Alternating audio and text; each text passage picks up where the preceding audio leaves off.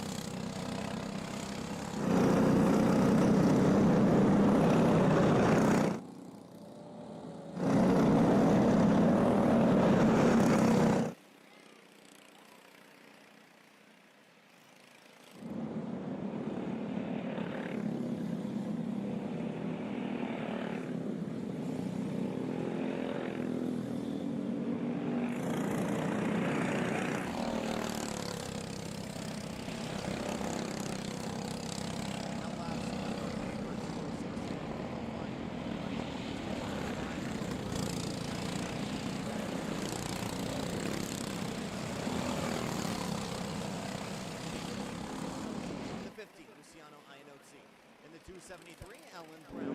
In the 71, making the version of Kid Kart, Andy Vader. In the 442,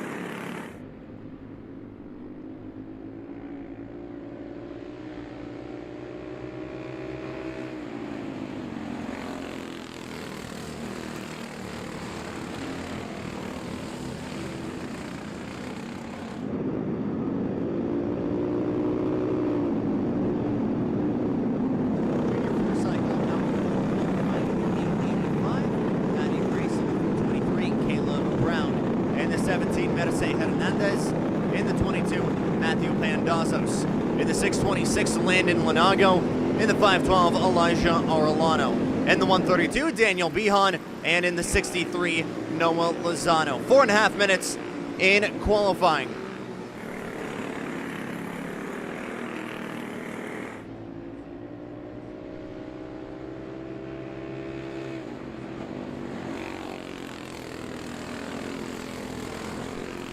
Your field of 8 still relatively bunched up here. Matty Grace, fastest on the outlap, 47.473. That's over Daniel Behan and Elijah Arellano at 48.022, 48.209 at that. So second and third already needing to find almost half a second here to close the gap to Matty Grace, but still plenty of time, 3.5 minutes.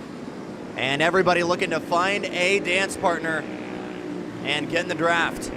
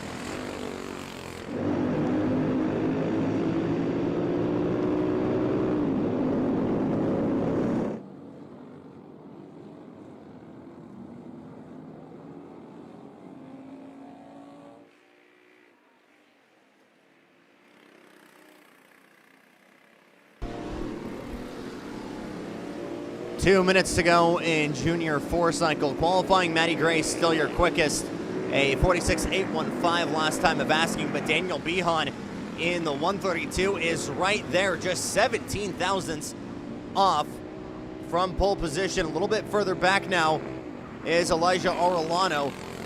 Matty Grace now just coming to the line, gets a big chunk of time, 46.320, as those Invinco Blues start to get into a groove. Elijah Arellano not able to respond just yet. 46.730 puts him 400ths off the pace. And Arellano, Behan, Caleb Brown, and Bendazos all within half a second, but need to find a little more to get to the front row.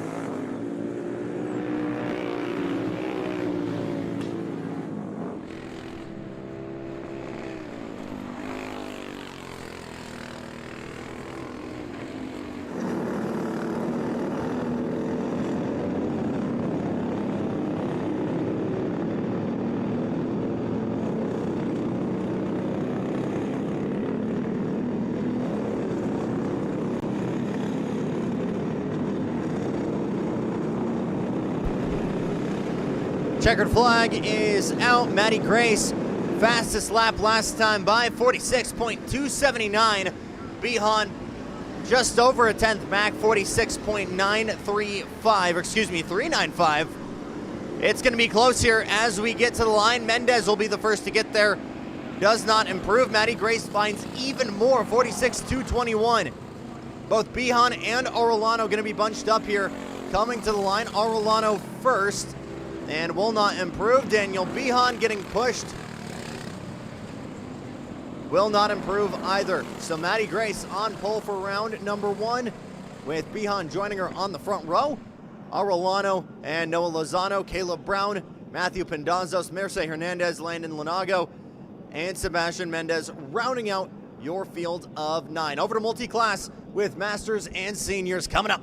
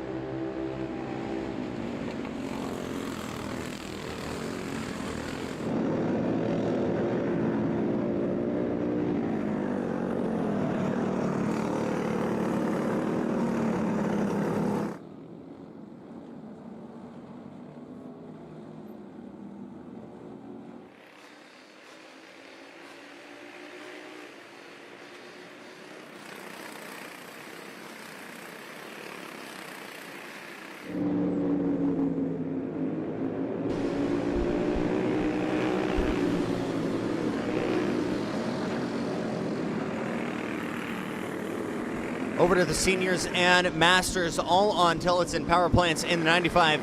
Julian Villery in the 21, Brandon Chu. In the 355, Chili Willie. In the 111, Stella Spurlock. In the 47, Nick Rajewski. In the 7, Adam Tahan. In the 777, Jacob Rice. In the 404, Jeremy Gibson. In the 225, Kamaria Calhoun. In the 22, Eddie De Leon. In the 812, Steve Hauger.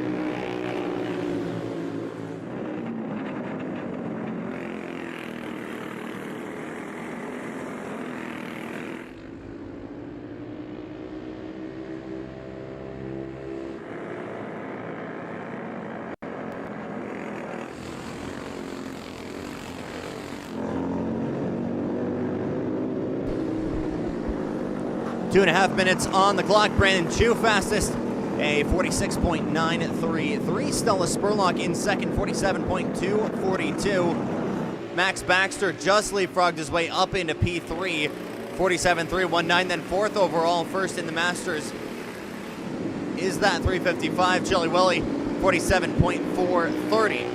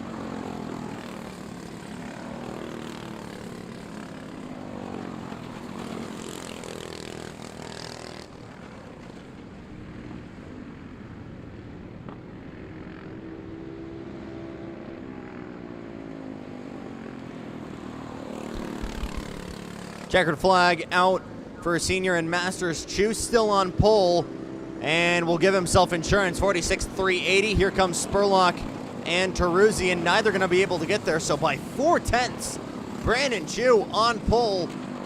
Spurlock will share the front row with him. And William Teruzzian inside of row number 2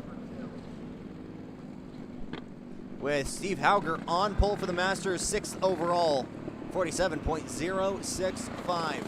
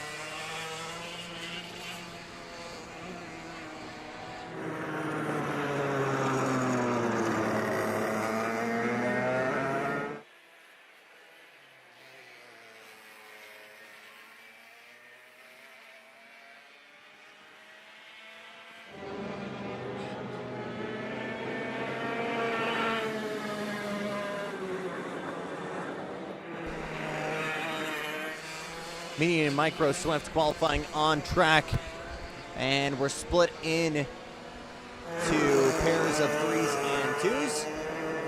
In the 2, Ezra Gerstenberger. In the 65, Lucas Freitas Mello. In the 21, Kobe Krajanowski. In the 105, Eyal Baton. And in the 27, Emiliano Hernandez.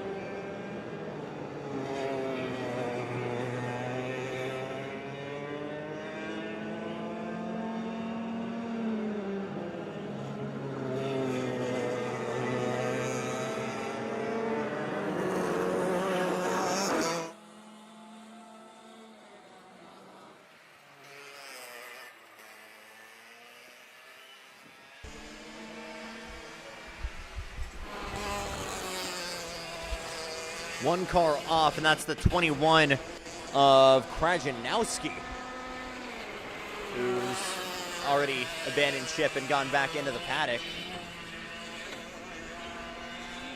As looks like that Mini Swift power plant seized up just coming out of the sandbox. Not entirely sure. Marshals have that clear though, but Kajanowski going to be sent to the back of the field then.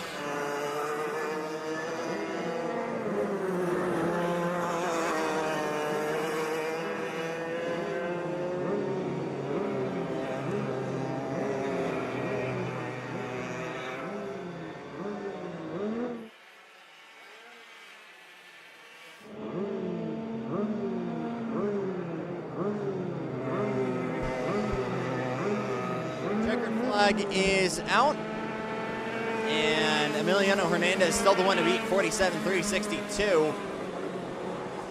Freitas, Mello, and Gerstenberger just behind, 47.481 for Mello, and 48.022 for Gerstenberger. Hernandez, no improvement at the line. Mello and Gerstenberger both going to get an opportunity here. As here comes Gerstenberger out of the final corner, no draft help. And will improve, 47.959, but will not have enough to get there. Mello to the line, no improvement, and that'll put Emiliano Hernandez on pole for round number 1. Over to shifters with FZ 125 coming up for the final round of qualifying.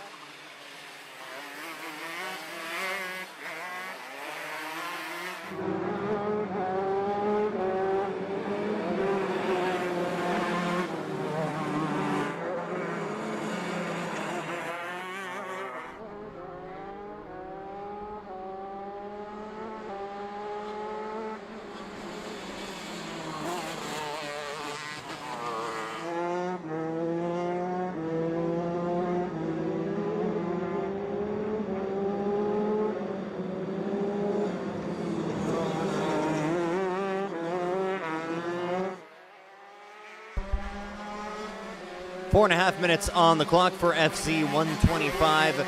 Shifter qualifying in the 371, Sebastian Cortez. In the 18, Joseph Guthrie. In the 546, Anna Malatesta. In the 395, Julian Villery. And in the 111, Stella Spurlock. Couple new faces, couple guys making their move up from four-stroke. Should be a good show here. Villery setting the pace early on the outlap, 42.290. Just 100th over Cortez, 42.3 even.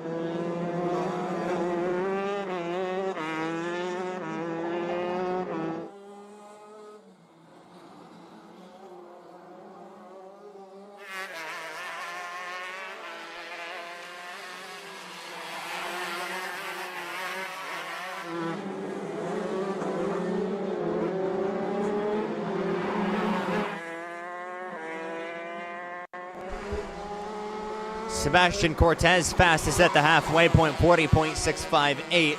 That's nearly a second and a half over Julian Villery. That pack of himself, Guthrie, and Malatesta just come to the line. They improve now to a 41.093, but Villery still needing to find at least half a second here. Sebastian Cortez looking hard to beat with 2 minutes on the clock.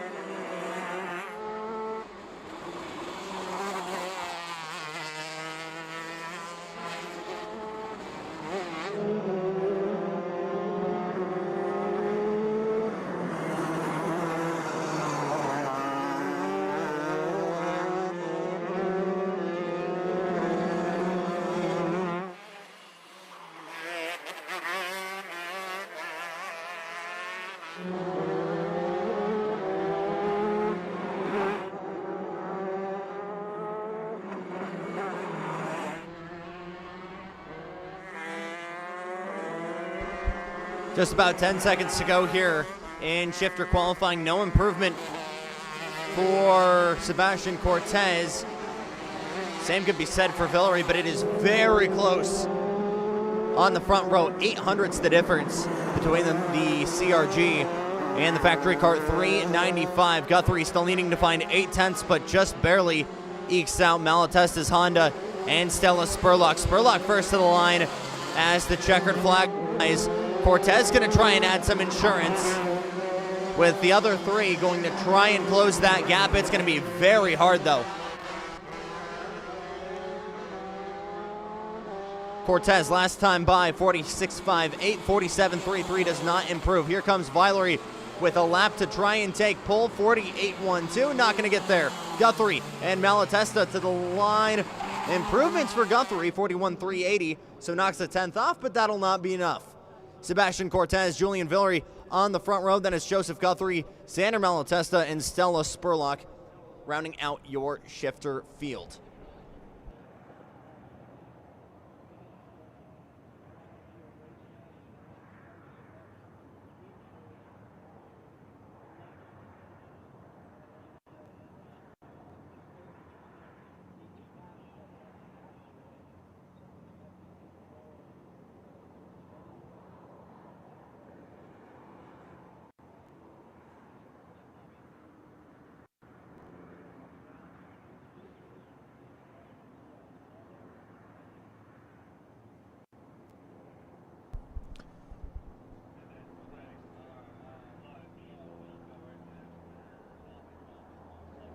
First heat race will be at 11:10 for Kid Karts, and we will be race ready. So, minute Kid Karts are leaving that paddock, we should have our 4-cycle cadets ready to rock.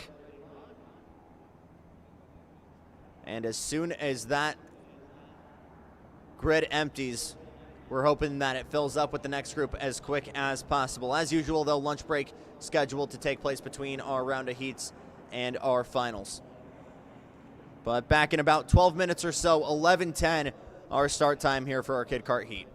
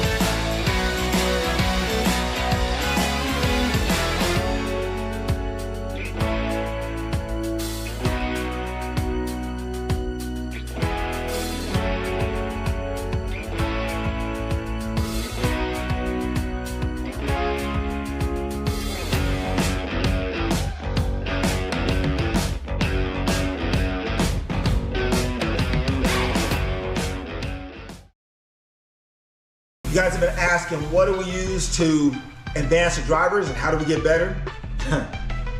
We use the GoPro 13 Black. Now, Truly would say, man, Dad, get the 360 or the small mini, the 4K. But for me, it's all about performance and enhancing performance.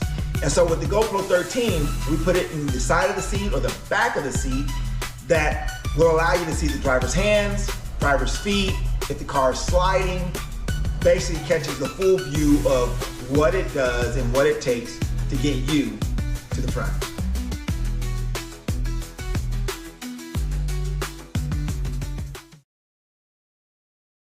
So we also do corporate team building.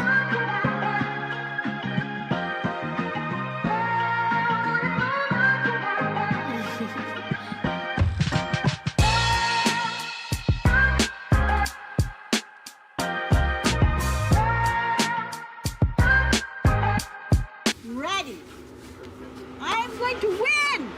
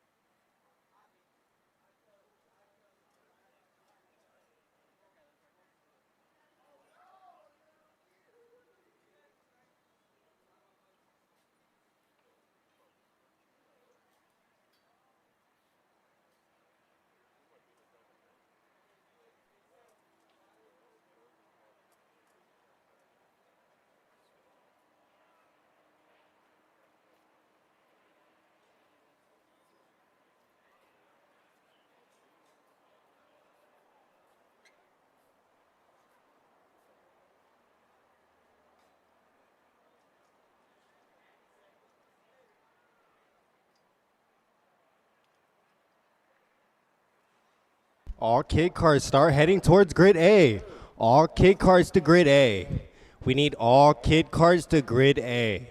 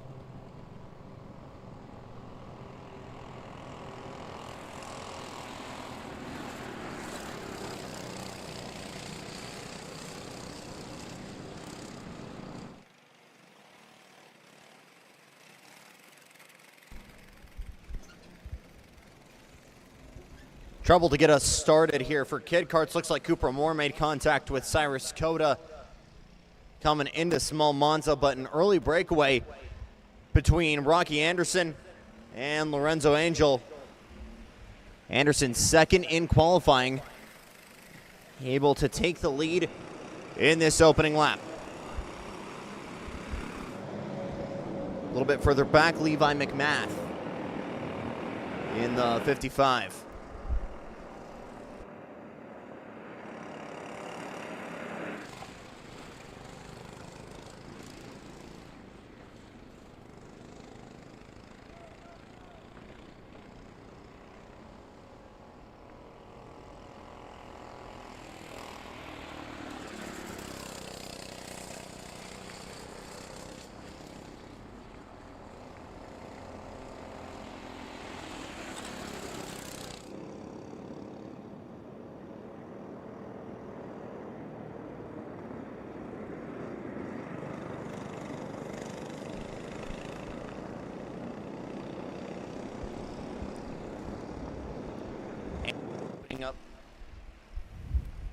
Anderson opening up that gap to Lorenzo Angel now 9 seconds after a bobble that last lap for the 66. That'll put Levi McMath into the picture for that battle for P2.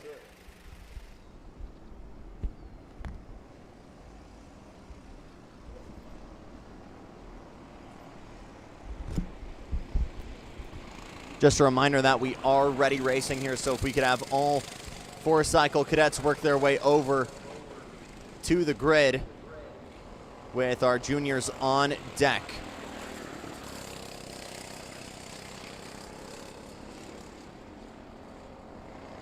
Five laps to go now. Levi McMath closing that gap on Lorenzo Angel, but a purple lap now for Angel, 102.720, 104.731 fastest for the 55.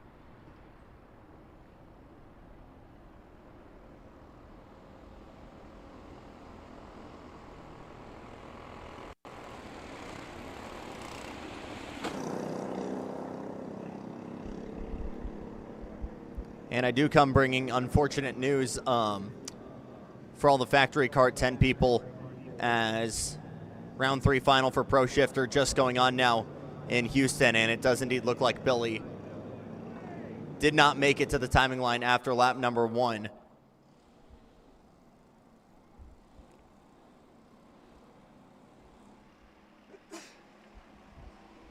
Did start on pole earlier, but I believe got contact, might have been Cooper Becklin who got into him. As on our track, just saw him move for position there. Cyrus Coda getting the lap back from Rocky Anderson. Again, the two that got tangled earlier on, getting into it.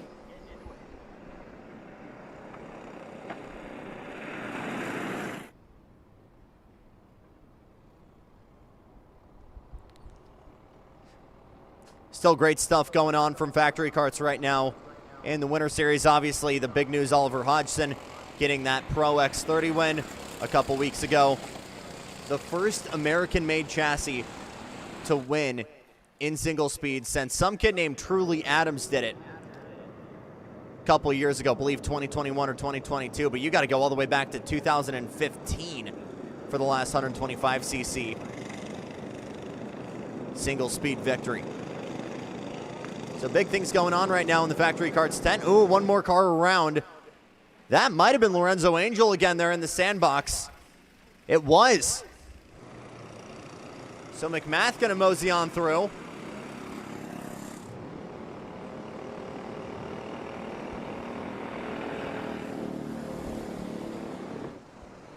As that is actually Levi McMath with a spin, was trying to get through Cyrus Coda and Cooper Moore.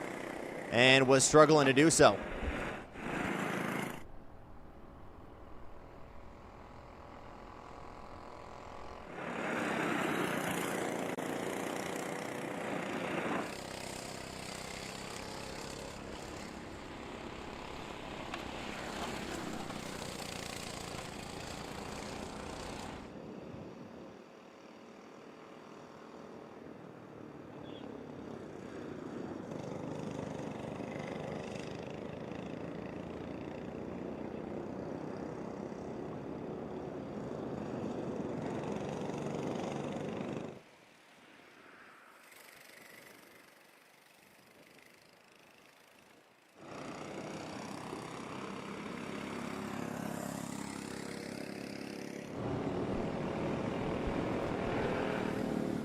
Going to be the white flag here for Rocky Anderson. Cyrus Coda, Cooper Moore, 1 lap down, but still a good squabble right now. 17 and Moore still holding off Levi McMath. And that factory kart, kid kart, probably one of the first ever kid karts made by Billy.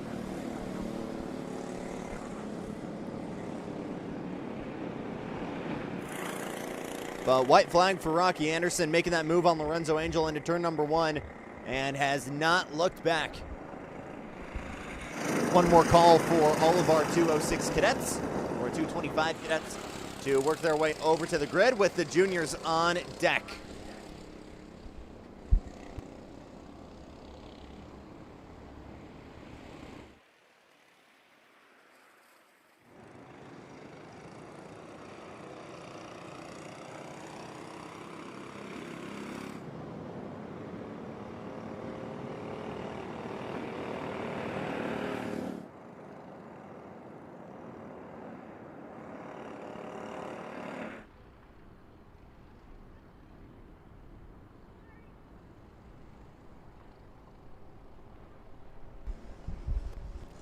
Checkered flag is out, and Rocky Anderson, your first SoCal Sprinters Heat winner in the 26th. Lorenzo Angel, though, still has the pace. Just a couple of mistakes kept him from the front. Will be P2 over Levi McMath. Cyrus Coda in P6. Cooper Moore in 5th. Cyrus Coda in P4. Starting to get them fired up here for 206 Cadet with the juniors on deck.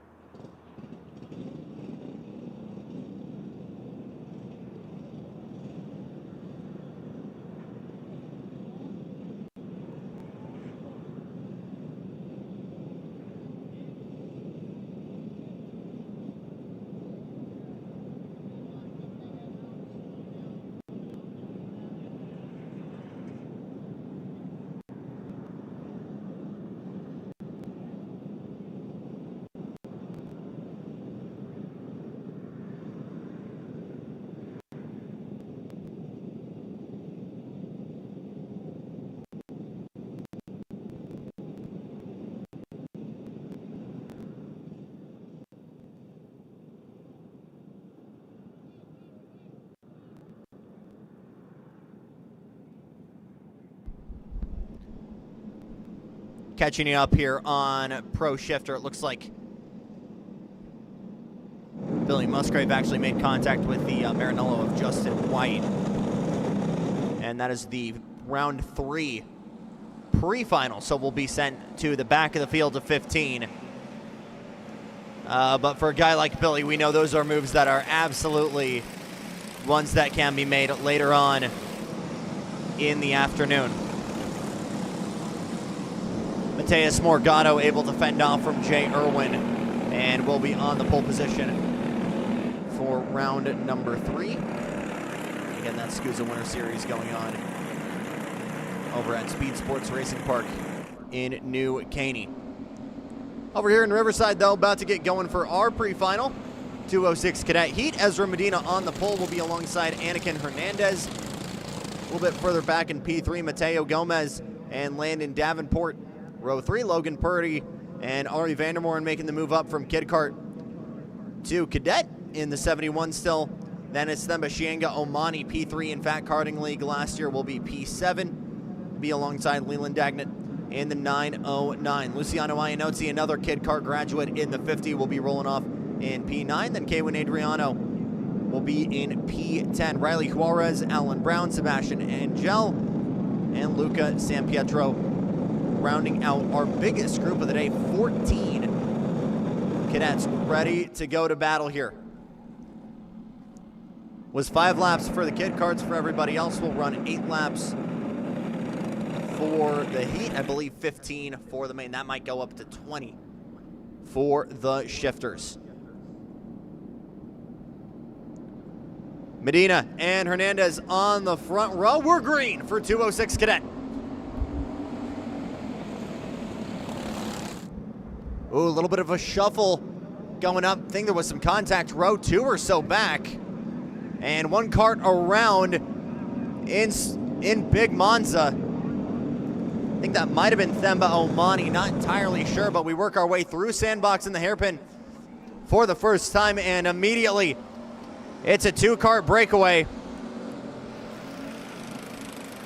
And it's Mateo Gomez putting the pressure on that Croc Promotions machine of Ezra Medina. And Anakin Hernandez, big time losses after squabbling up in the Big Monza, goes all the way back to, I believe, P14.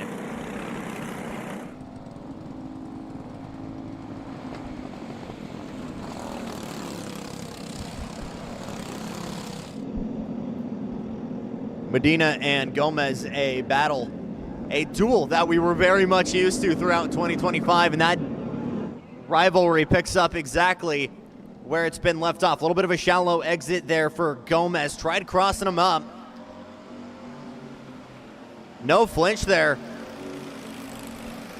from Medina going in to small Mazda. The 442 of Davenport trying to do the same on the CL, the Charles Leclerc kart of Logan Purdy. That's a 3-pack being led with himself, Davenport, and Leland Dagnett further behind. Then you got a 4-kart pack, Ari Vandermoren, Iannozzi, Alan Brown, and Kaywan Adriano. So a couple guys really grouped up here all the way back to P9. Another little bit of a peek to the inside from Mateo Gomez, still waiting, and I think maybe shoving to give both of those guys a little bit of insurance.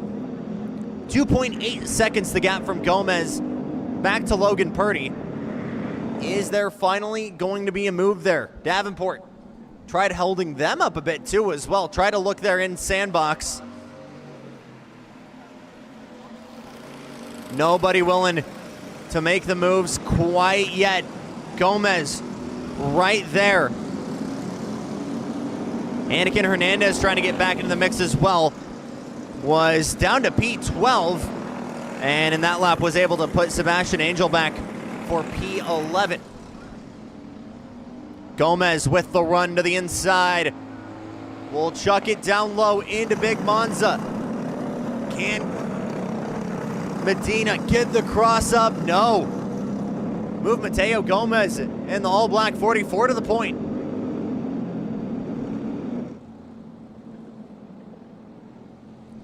Davenport further back, starting to defend big time there from Dagnett, as well as Luciano Iannozzi trying to make a move. He's offline.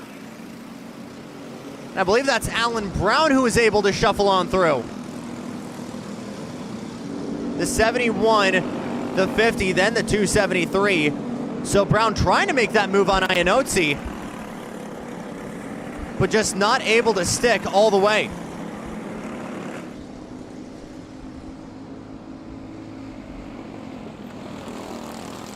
So now Gomez starting to pedal into the lead. Our big battle now is for that inside row, or excuse me, inside of that second row for the final. Purdy, Davenport, and Dagnett. These guys have been battling each other a lot. And if Vandermoren and Iannozzi continue to coexist, this could very quickly become a 6 or 7 kart battle.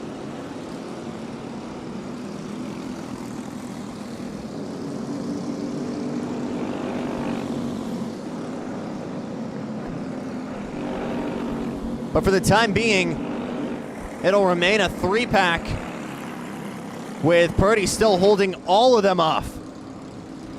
Fastest lap that last time by, though, for Ezra Medina. Here's a look to the inside. Davenport going to try and make that move stick on Purdy. Book it. Landon Davenport up into P3 in that Charlotte Leclerc kart of Davenport. Going to be the meat of that sandwich. And now just working into small Monza. Ezra Medina is right there with him.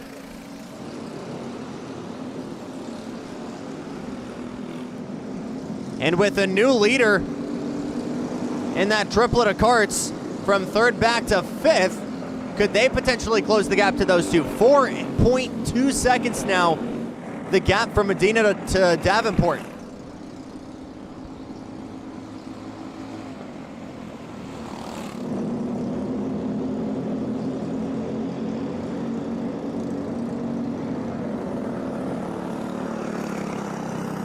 P10 now for Anakin Hernandez as the 88 continues to try and make moves.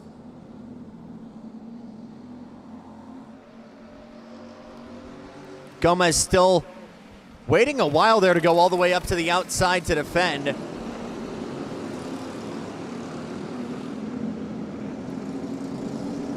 And these two freight trains from 3rd on back set to collide. Dagnott to Vandermoren. Just about 1.3 seconds that last time on the line.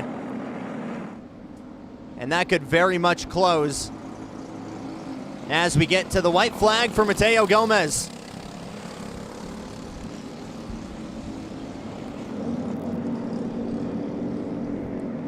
Your front row pretty much locked in at this point, but the question is who's going to be on the inside and who's going to be on the outside?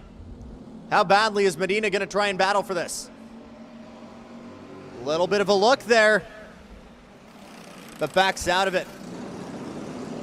Further back, late lunge, Davenport covering from Purdy.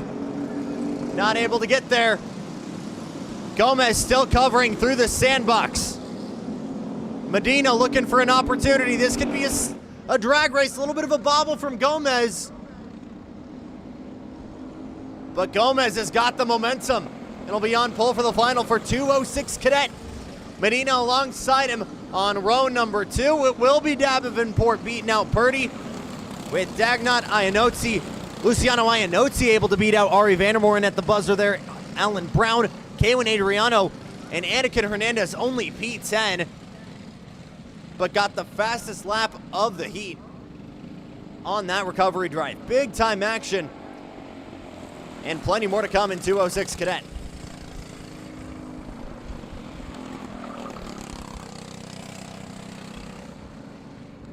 And again, all our juniors should be getting ready to go here. And I'll tell all my old guys in senior and master to get a move on here and get those karts on the stands and start rolling them over to the grid.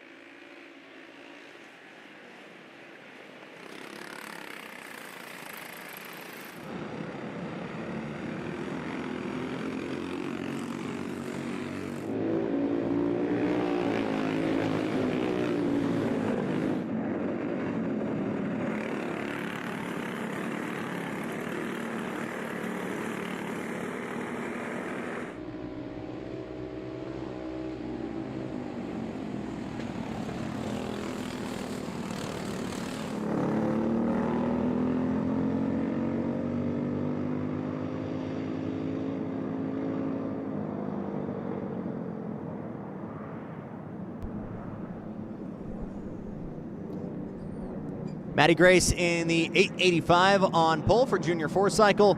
Daniel Behan in the 132, going to be alongside Elijah Arellano and Noah Lozano. Will be in row number 2. Then it's Caleb Brown, Merce Hernandez, Matthew Pendazos, Landon Lanago, and Sebastian Mendez rounding out your field of 9. Grace very strong in the Winter Series. Did a little bit of double duty as well. We'll see what she can do here, fending off a lot of top dogs as we go racing in Junior. A little bit of a shove there from Arellano to the inside as they start to file out. Couple of karts coming together. One of the factories, I think Lozano and Brown nudging side pods, but it immediately becomes a 4-kart breakaway. Ooh, late cut there. Lozano tried getting the exit on Lozano, not able to get there.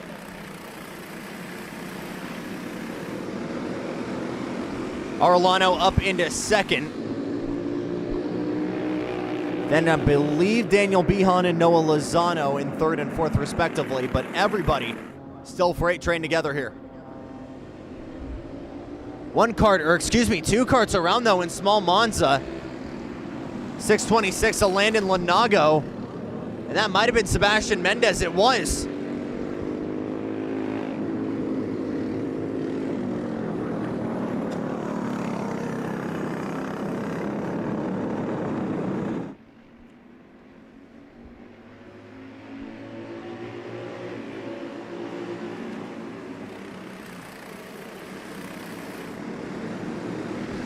Matty Grace, Elijah Arellano. Then another duel behind them, Behan and Brown. Then Hernandez, Lozano, and Pendazos, all bumper to bumper.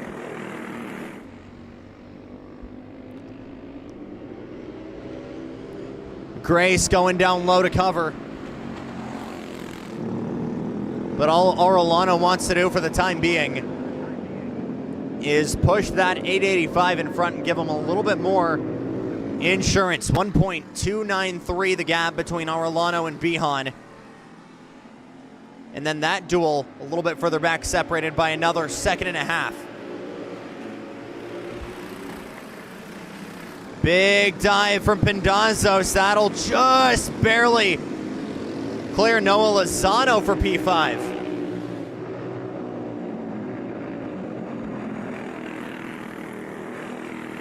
Those guys battling from 5th back to 7th, not helping in closing that gap to being on the 2nd or 1st row.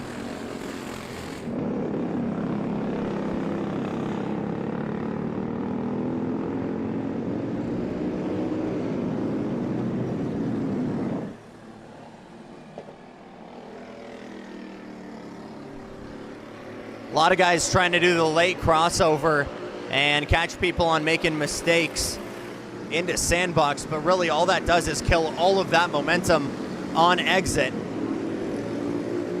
And by immediately going to the outside, again, if you're trying to do that cross up, you're going to the left side of the racetrack. That immediately leaves the spot open for guys to dive down low into the right-handed hairpin of small Monza immediately after.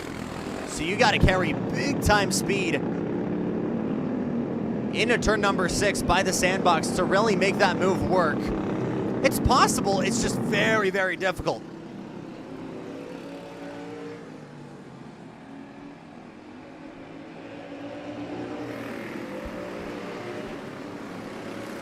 Grace, a late swerve to the middle, then throws the binders to cover from Arellano.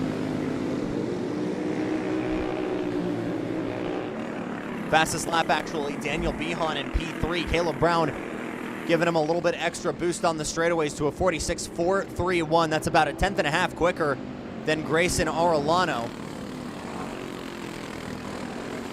And those pair of duels could very quickly become a quartet.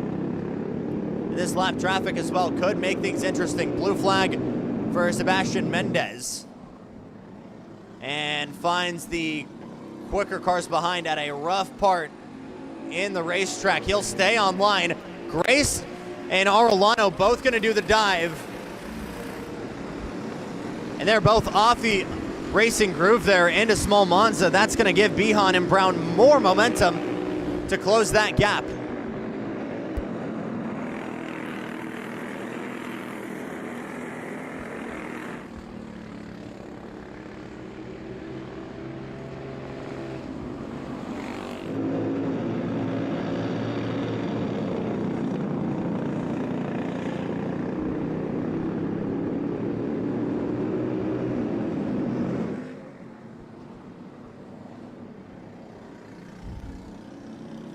.128 Arellano to Behan.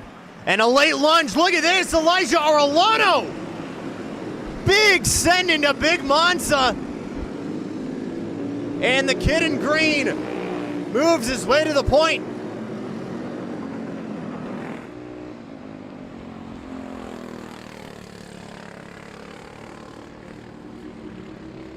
Matty Grace immediately trying to respond into turn number 1. Will send it down low.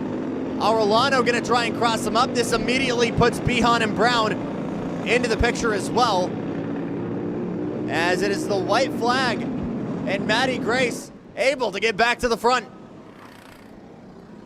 But she's got now 3 karts behind her.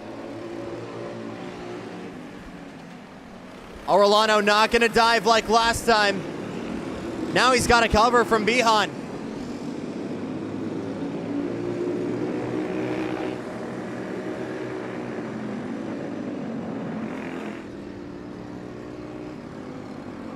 Through sandbox and back to the line. Good run there for Arellano, not able to get to Grace. And the 885 on pole. In junior, Arellano in second. Daniel Behan and Caleb Brown closed that gap, but didn't have enough time to make a move there, so that will continue as the status quo. Matthew Pendazos, Merce Hernandez, Noah Lozano, and then Lanago and Sebastian Mendez. Your 2 who collided will be sent to the back, 8th and 9th for junior 4 cycle. Masters and seniors working their way over to the grid, with Mini and Micro Swift on deck.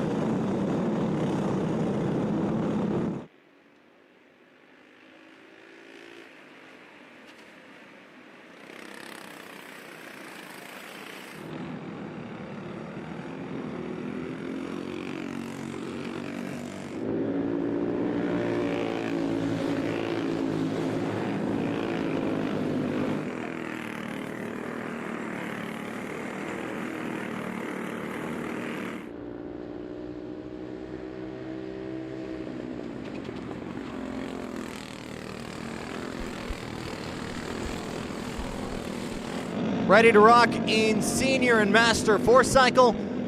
And it's Brandon Chu and the pink 111 of Stella Spurlock on your front row, William Terusian, the old guy running in seniors. I say that with all the respect in the world. I know both the Terusians are hearing me in the grid right now. Don't tell Dad I said that. But Max Baxter will be alongside him in the 33. And it's Julian Villery, Steve Hauger, Adam Tahan, Nick Rajewski, Kamaria Calhoun, Jacob Race. I can never pronounce the 777 right. Rice, I keep messing that up. We'll figure that out after we go racing here in senior and master. Really good start to the outside. I believe that might have been waved off. Yes, it is. Yellow flag out into Big Monza. Jacob Rice, your pronunciation for the 777 and P9. Jeremy Gibson and Eddie DeLeon rounding out your field of 12. My apologies.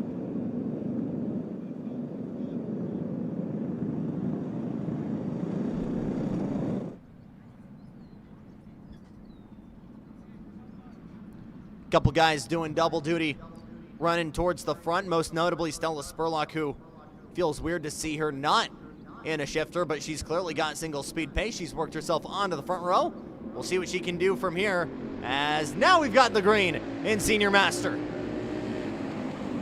And that outside line really hemorrhaging speed into Big Monza. That puts Spurlock back to at least P4 or so. She comes back in 5th or 6th. As everybody gets checked up in that outside row. That's going to be big time issues for a lot of drivers. But it's phenomenal news for Brandon Chu, who leads the charge into Big Monza for the first time. Terusian right there with him. And the 85, the 95 VLR of Julian Villery making big moves as well. P6 to P3 at the start.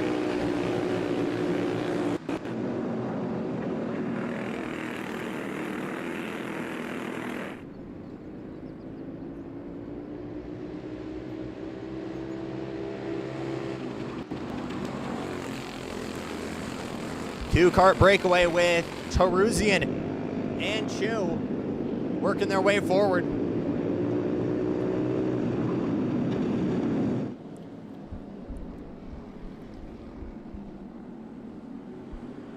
The Terusian twins on the sideline here so Dad can run in senior. And clearly it's been like riding a bike because the 355 is right there with the young gun in the 21 just behind. His wrench work isn't hurting him either. The hired wrench for PDC has also made a name of his own with Elchingon Racing, but is known to find plenty of ways to maximize the horsepower in these Tillotson power plants.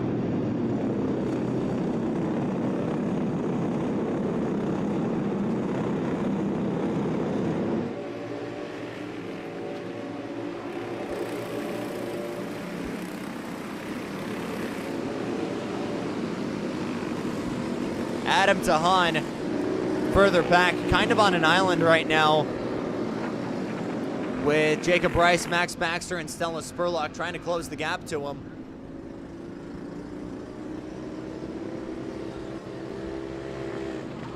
But Tahan getting no help right now around him. Purple lap for Terusian, 46.857. Just a smidge quicker, maybe 300s up from Brandon Chu, but there's still something to be seen in that PDC Tillotson.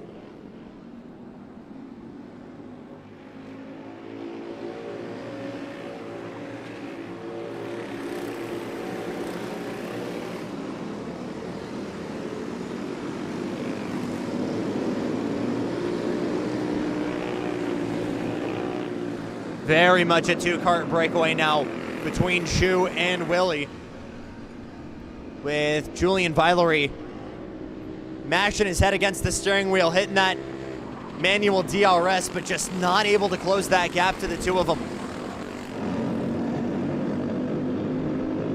And you can see how much the draft is helping just on paper. Both Chu and Willie half a second quicker than Villery in that last time of asking.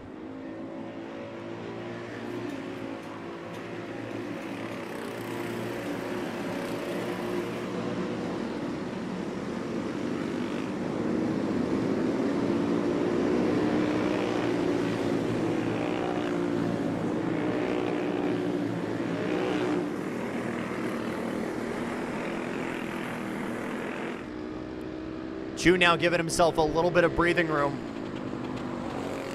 Half a second between himself and Teruzzian. And now that draft effect starting to die for the 355. So now your main battle looks a little bit further back.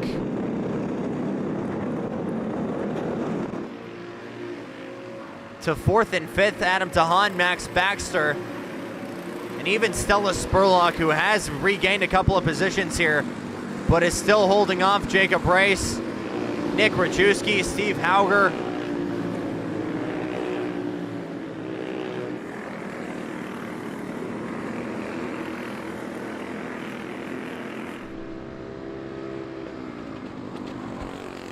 Two biggest movers here, Adam Tahan, P7 to P4, up 3 positions.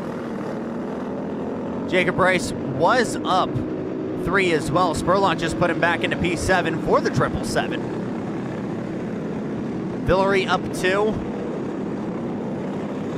And unfortunately, Spurlock, who was just late on the reflux on the outside of row 1, down 4 spots from the start.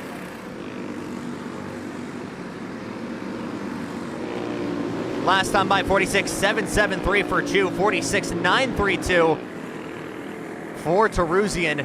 2/10 the difference right now between P1 and 2 as the white flag comes out for the 21.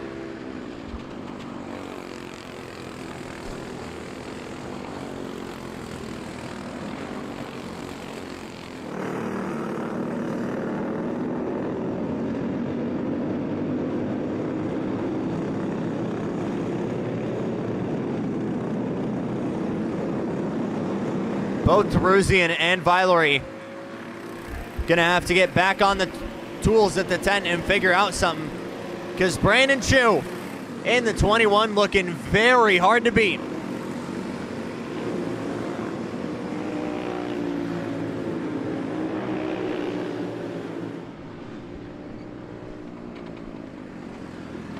Checkered flag is out. Brandon Chu on pole for senior and master. Teruzzian 1.1 seconds the difference between first and second. Villery back in third. Max Baxter, Adam Tahan, Stella Spurlock able to recover up to P6. Then it's Jacob Rice, Nick Rajewski, Steve Hauger, Jeremy Gibson, Kamaria Calhoun, and Eddie DeLeon.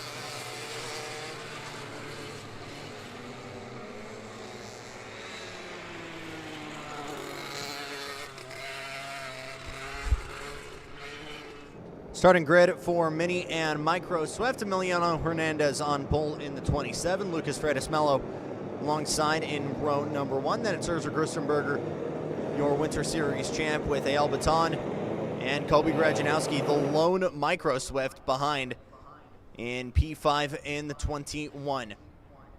Only single speed two-stroke of the day. Small motors, big time action. Let's go racing for Mini and Micro.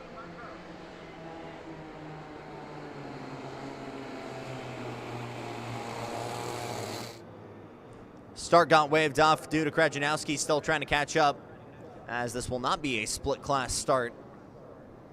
And normally, especially at the national and regional level, the kind of repeating joke is just how eager these guys are at getting on the loud pedal in these 60cc classes, but great maturity from these guys out in front. Everybody kind of waiting, especially to give Krajanowski that opportunity to come and catch up. But we'll re-rack him, re-stack him, try it one more time here. 8 laps to go. We'll go over to shifters one more time. We'll take a break and then move on to your finals. Mello and Hernandez on the front row. We'll try it one more time. And we'll wave it off one more time. We might be getting in the position now where Gerstenberger and Baton get moved to the front row.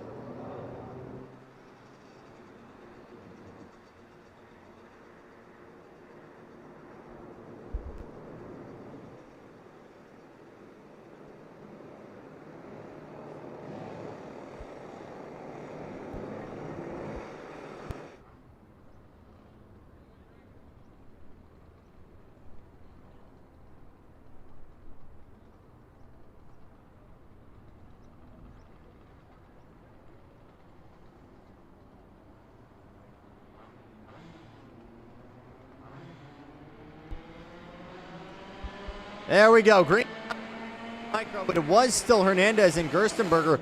Great start to get Mello on the jump there. And working out of Monza through Mike Tyson. Hernandez gonna lead them all. Gerstenberger able to make that P2 spot. Hold on for the time being as we work our way out of Sandbox. Hard onto the binders into small Monza. Once again, bunches everybody up.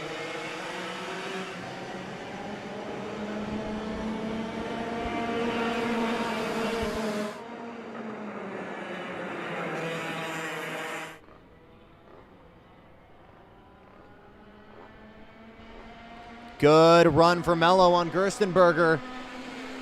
Lifts off throttle early there. Didn't want to make a move just quite yet. Or excuse me, no, it was actually Lucas Mello who tried getting that move back on Gerstenberger, who was actually able to hold on to P2.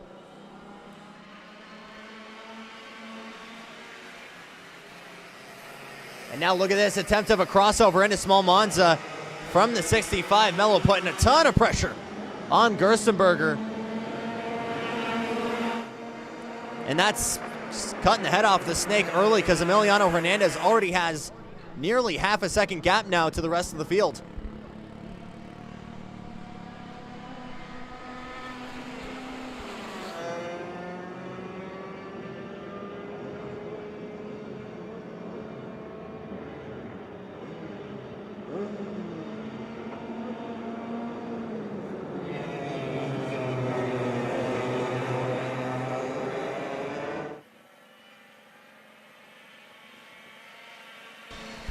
Gerstenberger a little bit smarter now, going down low to cover from Mello. Bit on, tried to swing it wide there in that CRG. He's at the bumper. He's still trying to find a way through.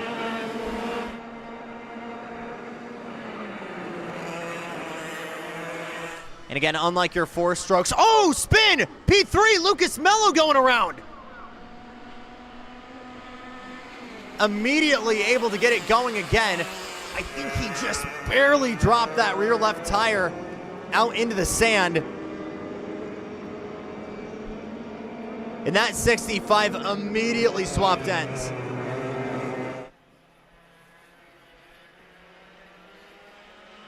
And now that'll give A.L. Baton a chance.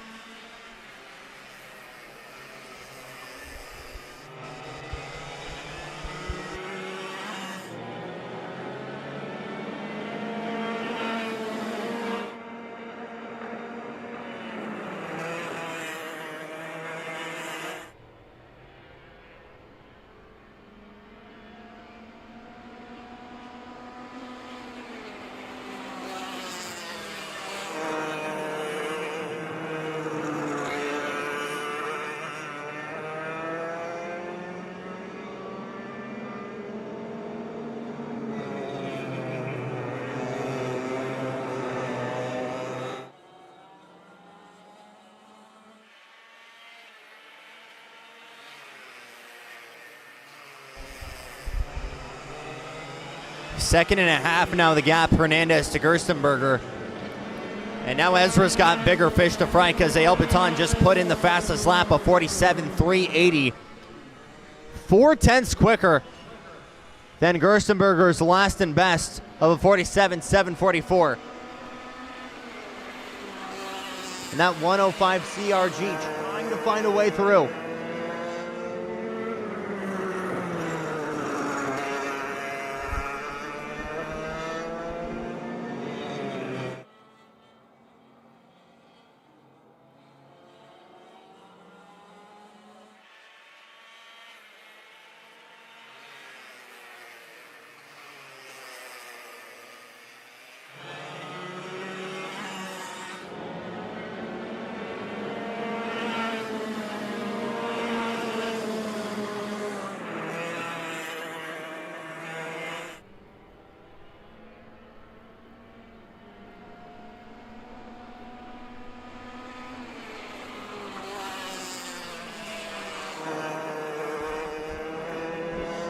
Twin sticks out, 47.513 last time, asking for Hernandez. Both Gerstenberger and Baton 47.6s. 2 seconds now, the gap from the 27. This two-pack further back, late exit. Baton trying to cross him up. Inside gap is still open. Baton not going to dive for it.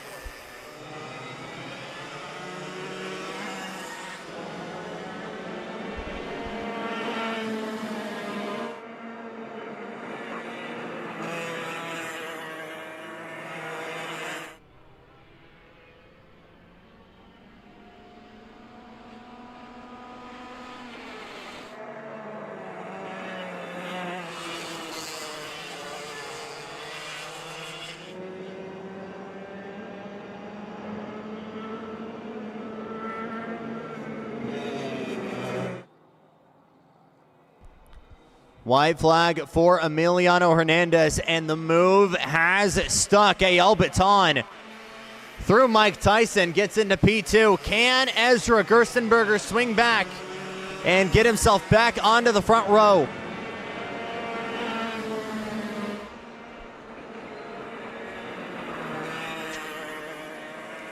Out of the last corner into the checkered flag. Emiliano Hernandez uncontested. But for A.L. Baton, one was handed to him, but another he had to fight for. He'll be on the outside of row number 1 for the main event. And with a purple lap to boot, being almost dead even on pace to Emiliano, that is going to be a duel to watch out for come the afternoon.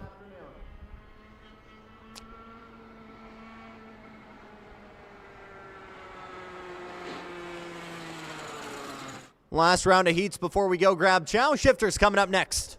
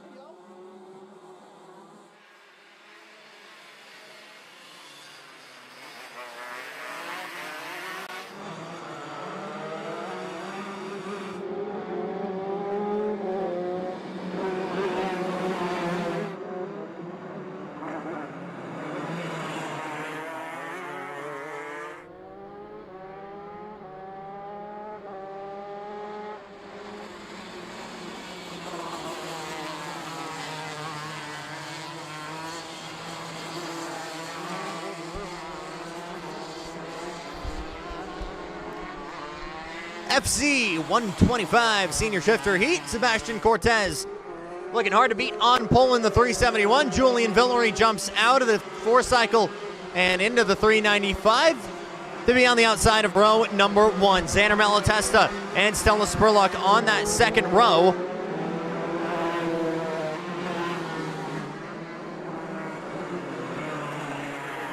And may the good Lord have mercy, Matthew McCoy has jumped behind the wheel of the 69. Of course it's the 69, but we'll see what he can do from P5. Last time out, spanked the field, and Bro is taking so much of his free time on the outlap that they've decided to give everybody an extra go around.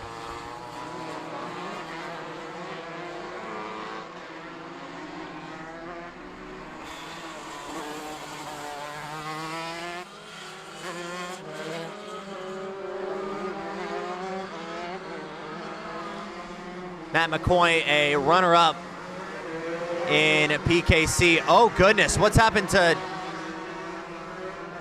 Now I'm realizing the gap that's been filled and why that yellow's actually out. We've got problems for Joseph Guthrie. And immediately Matt McCoy tried giving him some advice there to try and work his way out. And the 18 Maranello kart is refired. I was gonna say, something felt weird because we had 5 karts go by the timing stripe when 6 karts came out of the pits. And that is actually why McCoy was going so dang slow. I was just outside of my peripherals. But a maiden start in the shifters for Guthrie.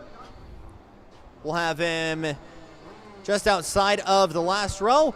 But everybody in the grid, and we're ready to rock for 8 laps in FC 125. Visor down command. Revs build. And we're going. Great start from McCoy on the outside. 2 positions in the gun. That blue helmet gets up to P3 in the whole shot.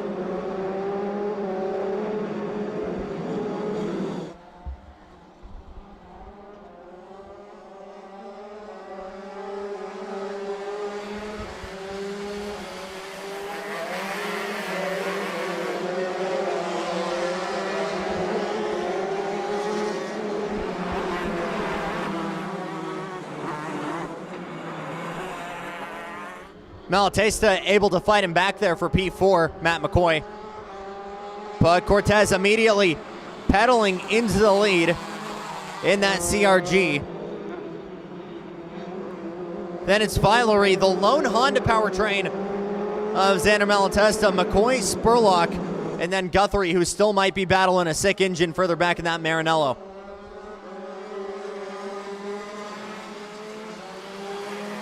Oh, big send there. McCoy trying to feed the side pod there to Malatesta. And that white kart not budging for McCoy to move on through.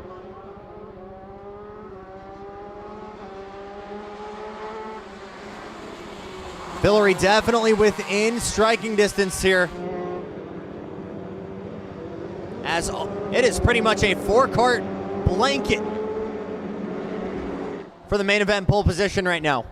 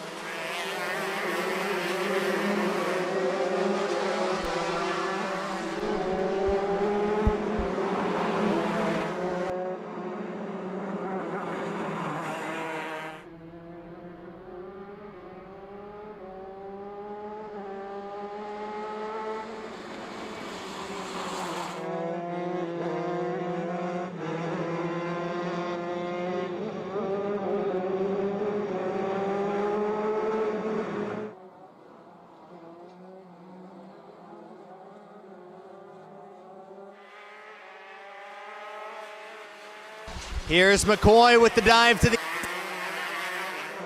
P3 for Matt McCoy with a late lunge on the brakes there.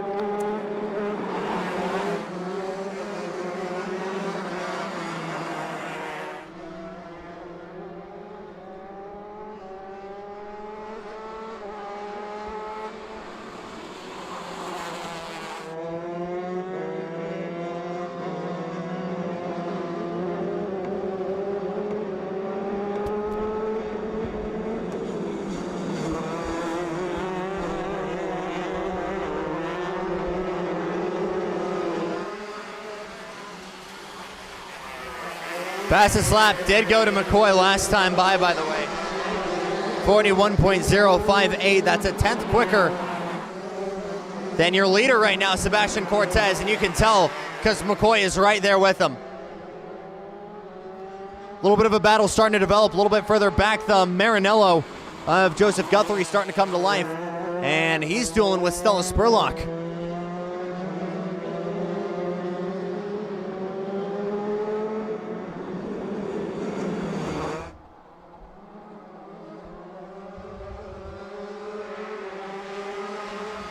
McCoy thought about it on the brakes. A little bit of a lock up there actually from the 69. But is now all over the rear bumper of his longtime sparring partner, Julian Villery. White flag out, Sebastian Cortez looked dominant in qualifying, but these two guys going at it right behind him. You could also throw Malatesta in there. A huge shot across the bow for that 371 Marinello out in front. Villery, you could argue, is within striking distance. Here we go, one more time into Monza. And man, McCoy wanted to try something. McCoy missed a gear! Oh my goodness! What has happened to Matt McCoy? At the worst time possible, that Yamaha power plant quit on him. Checkered flag out, Sebastian Cortez on pole. Move Villery up into P2, Malatesta into third. But what on earth happened to Matt McCoy? Absurdity for the factory kart. And the drive from the back of the pack will have to start once again as that boulder is going to move on back to the bottom of the hill. So some high drama to wrap us up as we go into lunch break. But game plan to be back around, call it 12:45, 1 o'clock roughly, and we'll get started with our finals with Kid Kart.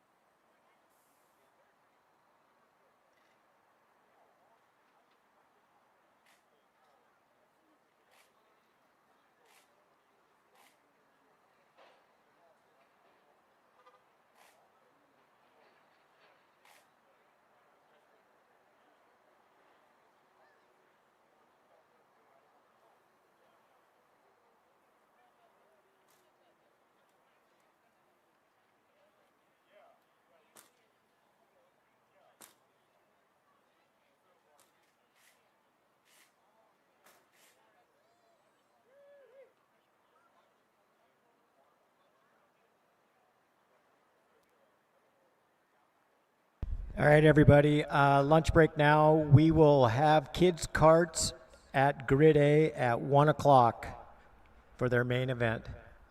And then we'll let you know, race ready, the rest of the times for the rest of the classes. Thank you.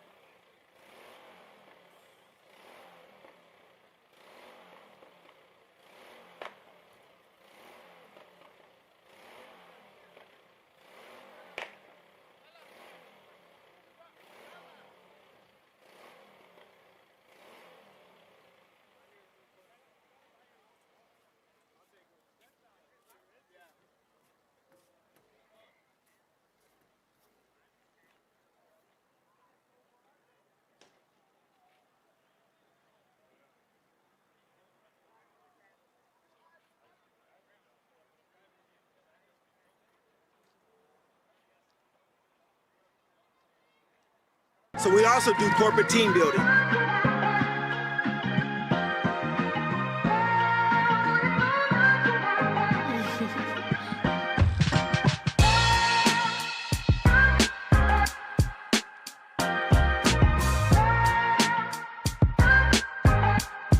Ready.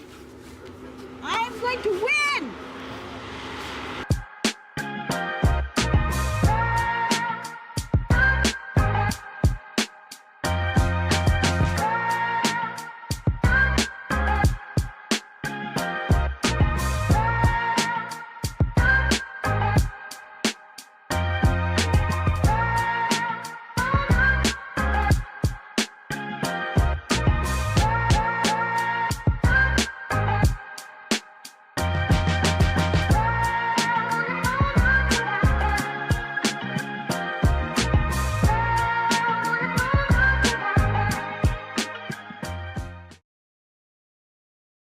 You guys have been asking, what do we use to advance the drivers and how do we get better? We use the GoPro 13 Black. Now, Truly would say, man, Dad, get the 360 or the small mini, the 4K. But for me, it's all about performance and enhancing performance. And so with the GoPro 13, we put it in the side of the seat or the back of the seat that will allow you to see the driver's hands, driver's feet, if the car is sliding, basically catches the full view of what it does and what it takes to get you to the front.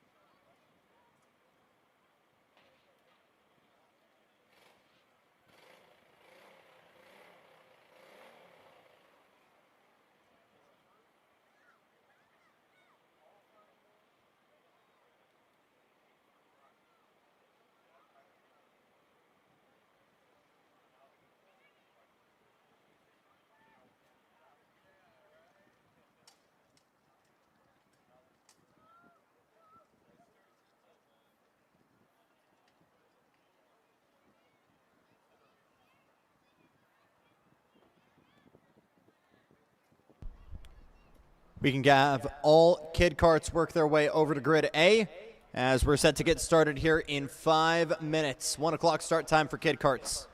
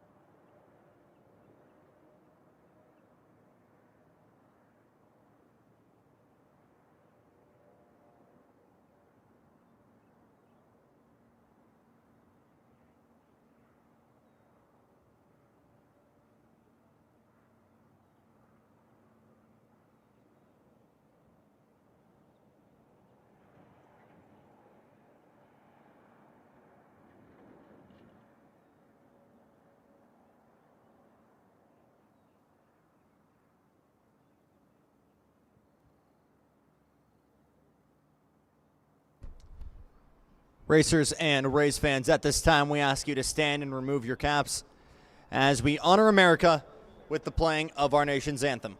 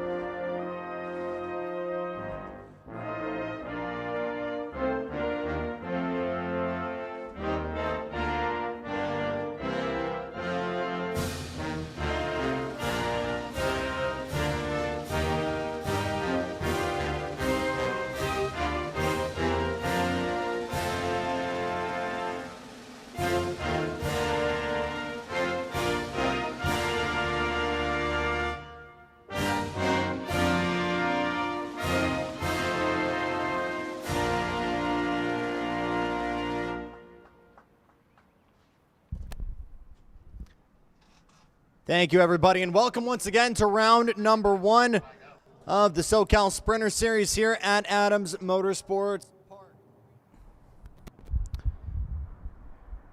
Great turnout across all 6 of our classes present today. And when we thought potentially rain was going to be a factor for us, it is a beautiful California Saturday for us to kick off this 2026 season. It's set to get us started in just a couple moments.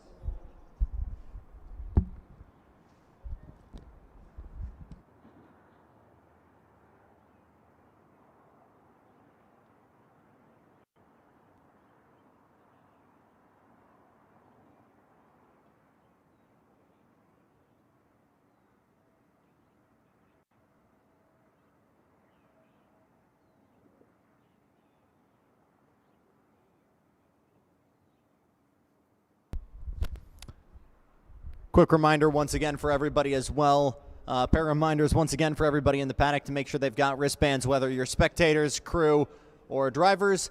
And on top of that, make sure you're getting those transponders off the carts and return to rentals after every single heat. Again, after every single final today, get those transponders returned. Thank you.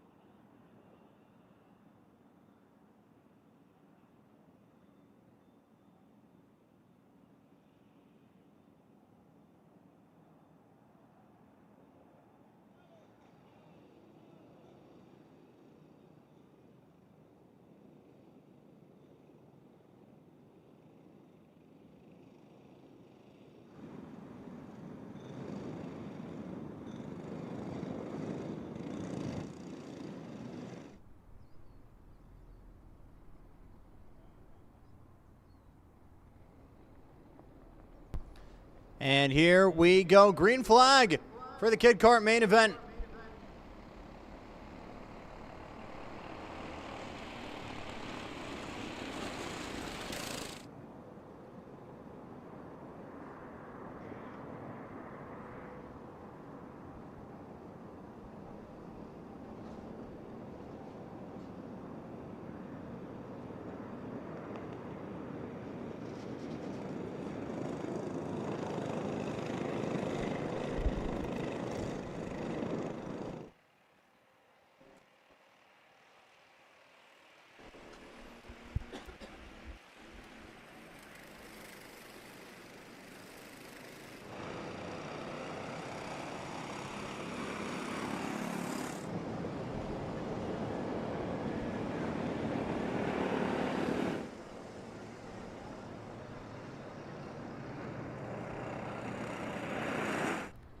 Levi McMath going to be first one back, but a good run from Cooper Moore makes it a two-kart battle early on. Rocky Anderson just behind as well, with Lorenzo Angel and Kyrus Koda in chase. Pretty much everybody still out and bunched together here in contention.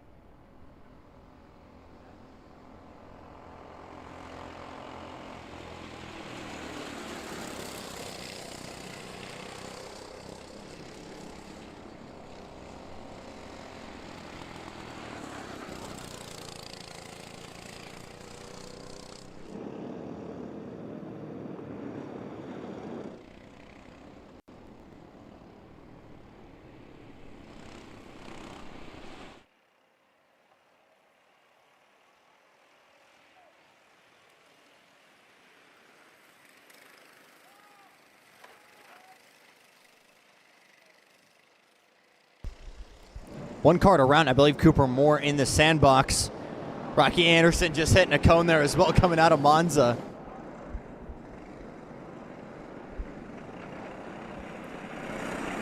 A lot of confidence, though, from both Levi and Rocky. Late on the brakes, carrying speed, especially through the low-speed corners. High confidence at an early age right now has been the separating factor. That's why Levi McMath is out in front. 102.694 last time by. 104.238 for Anderson.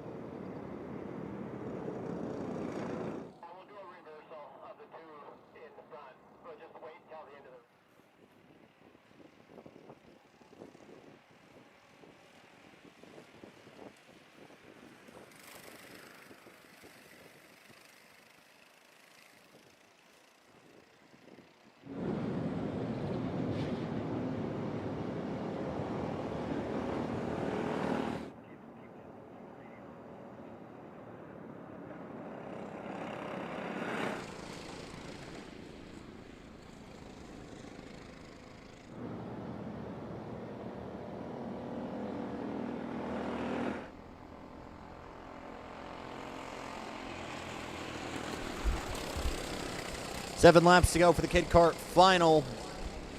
1 second, even the difference from McMath to Anderson, with the 26 just putting in a purple lap. 101.591, half a second quicker than Levi.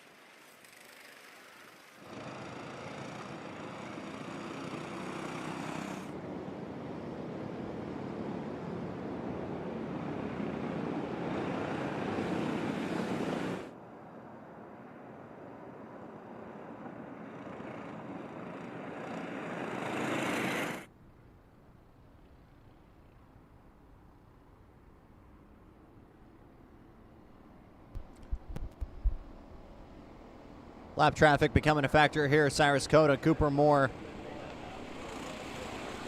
As Rocky Anderson is actually going to get into the lead here using the lap traffic to his advantage. And the 26 out in front over the 55.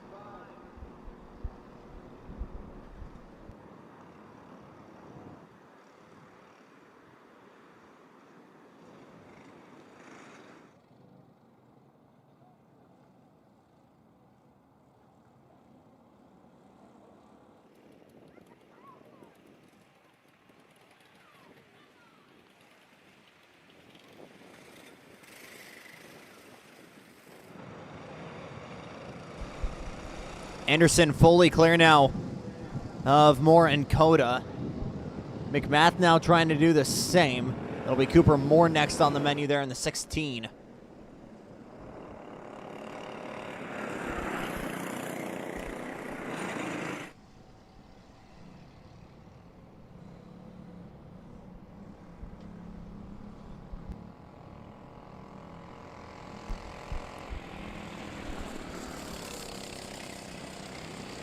Last lap by 108.193 for Anderson. 112.089 for McMath. And in just one lap, 4.5 seconds now the gap, Anderson to McMath.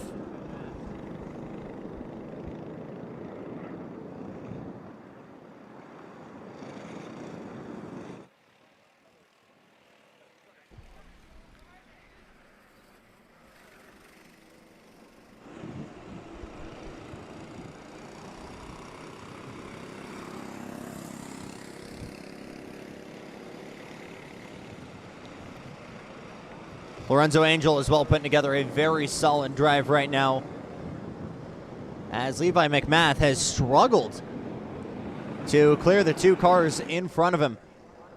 And the gap from Anderson to McMath opens up. This will bring Lorenzo Angel into the mix as well.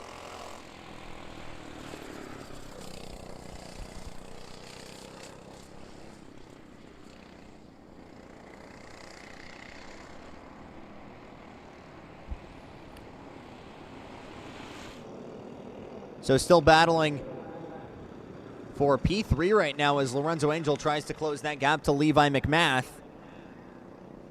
Another update for your factory drivers here from home. SCUSA Winter Series main event underway for Pro X30, with Oliver Hodgson rolling off P2 for factory karts. We'll update you when that event finishes to tell you where he ends up. But obviously, very strong combo for rounds 1 and 2.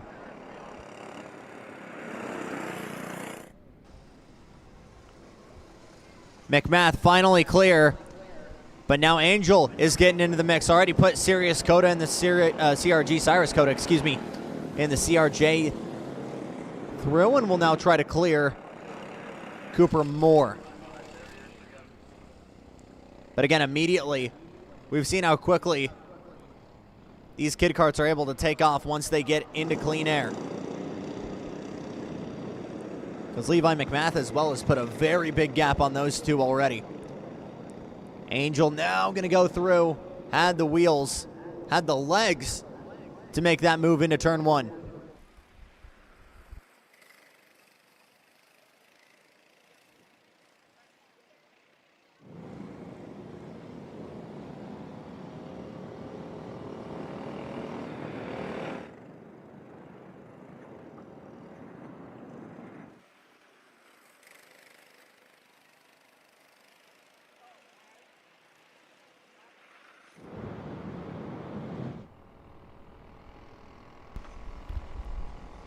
White flag for Rocky Anderson. 17 seconds over Levi McMath. 6 seconds separating second and third with Lorenzo Angel.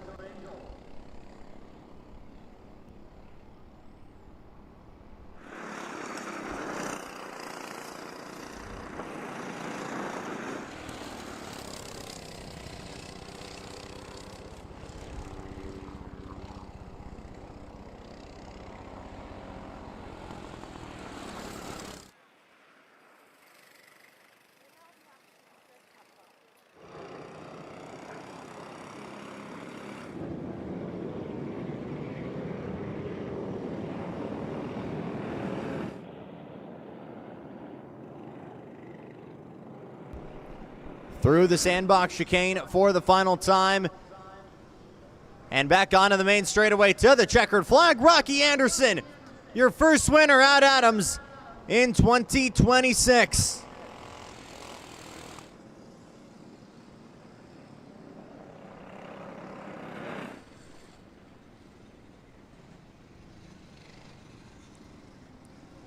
Levi McMath and Lorenzo Angel home in second and third, respectable.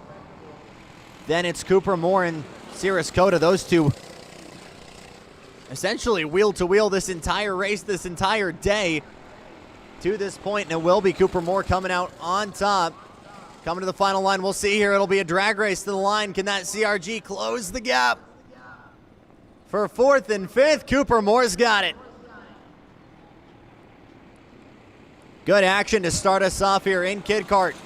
206 Cadet up next.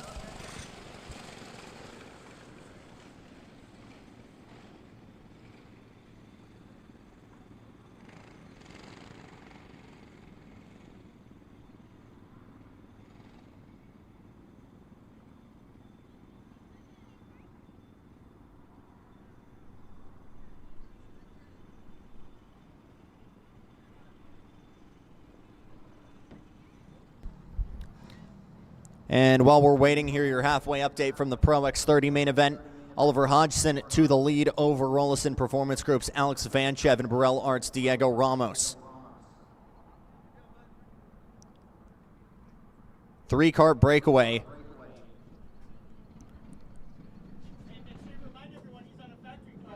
With factory kart very much in the mix.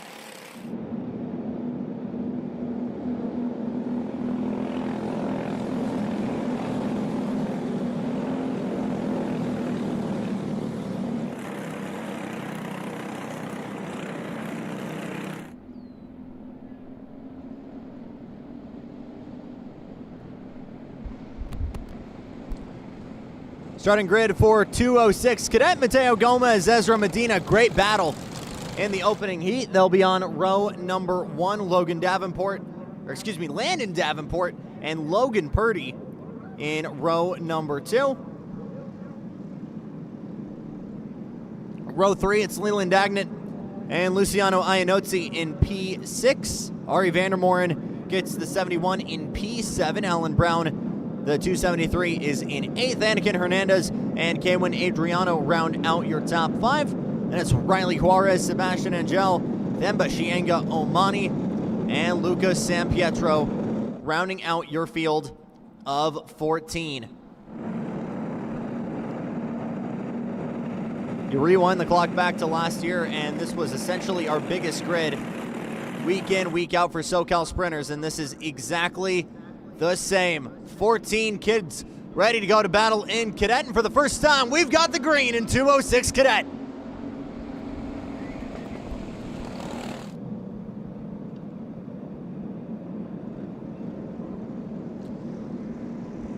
Medina able to beat out Gomez through Big Monza as we head into Sandbox for the first time. Looks like Purdy was able to hang on to that P2 spot,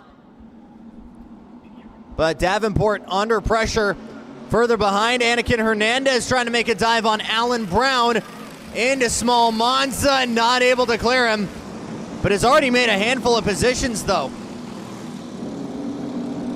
Already up into P7, the native racing kid, but 2-kart breakaway early on right now. Medina over Gomez.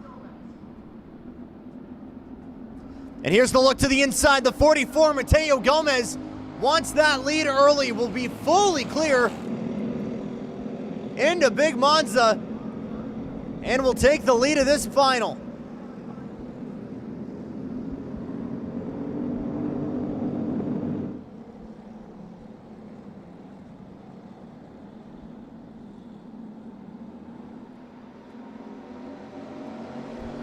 Here's the move. Hernandez has been setting up for a while up the inside of the 71 Ari Vandermoren, or excuse me, Alan Brown. So that'll be P7 for the Sith Lord.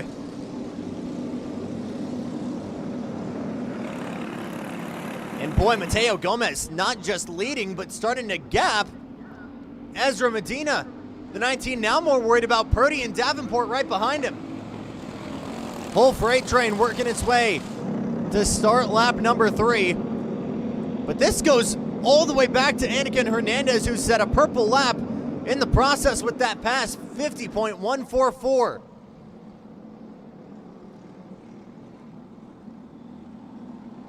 He had front row pace in qualifying, got sent back due to contact in the heat, and has been slowly but surely chipping his way forward.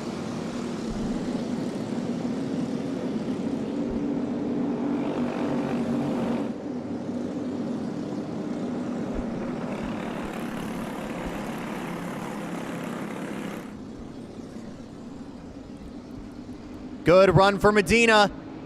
Will get all the way to the bumper, won't take a peek. And now a 4-kart system starting to develop behind. Logan Purdy, Landon Davenport, Leland Dagnant, and Anakin Hernandez now up into P6 has found the rear of this quartet. And Ezra Medina reignites this battle for the lead. Poor exit coming out of Sandbox, but will accordion together here. Coming in, 225 under fire, Logan Purdy starting to see cracks. Then it's the Croc Promotion Machine. Landon Davenport and the pair of Native Racings. Both Hernandez and Dagnant. Another big shove there, bumper to bumper, Medina into Gomez. Trying to build, that's a look to the inside. Leland Dagnant trying to make a move on Logan Purdy. I'm not sure if he was able to fully clear him. Landon Davenport getting his way onto the podium. That'll stack up everybody further back. Iannozzi and Brown now pull a seat up at the table.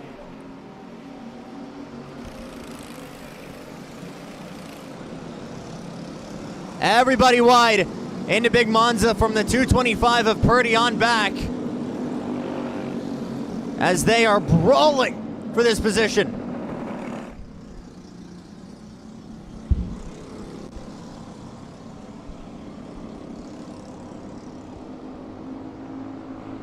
Purple lap as Medina gets back to the front.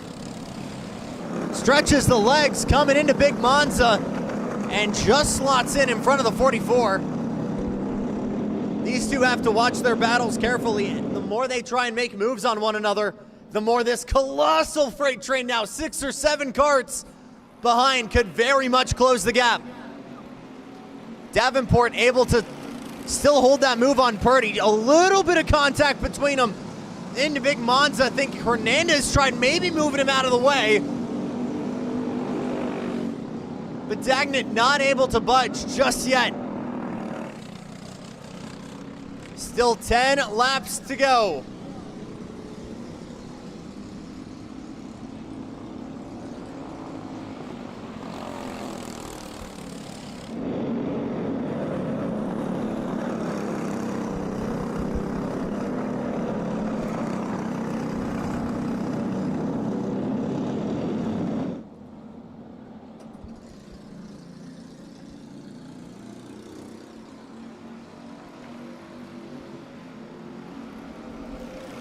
Really big confidence from Mateo Gomez right now. Not making hard contact with Medina in front, but I mean just getting to the bumper and kissing. Not trying to move out of the way, but using everything he can to maximize that braking zone and close the gap. Medina has the momentum, takes a look to the inside, Won't clear him. Still has the inside line. This move might be able to still get done through Big Monza. They'll go 2 abreast coming out of Mike. And on the inside of Mike Tyson, Ezra Medina still holds on. Landon Davenport able to get a little bit of a breakaway from Dagnett and Hernandez battling behind. Logan Purdy and Iannozzi definitely with seats at the table now. But Logan Purdy has dropped back significantly. 4 spots lost, 2 of those being that pair of factory carts. The native racing pair of Dagnett and Hernandez moving him aside. Halfway home in your 206 Cadet final. Still Medina over Gomez. Gomez thought about another look to the inside there, but can't clear him. Lap traffic, forces both of them to go offline. That's Lucas Sampietro. Green cart, green helmet. Quick flick of the cart for both of those guys to go offline to make that pass work.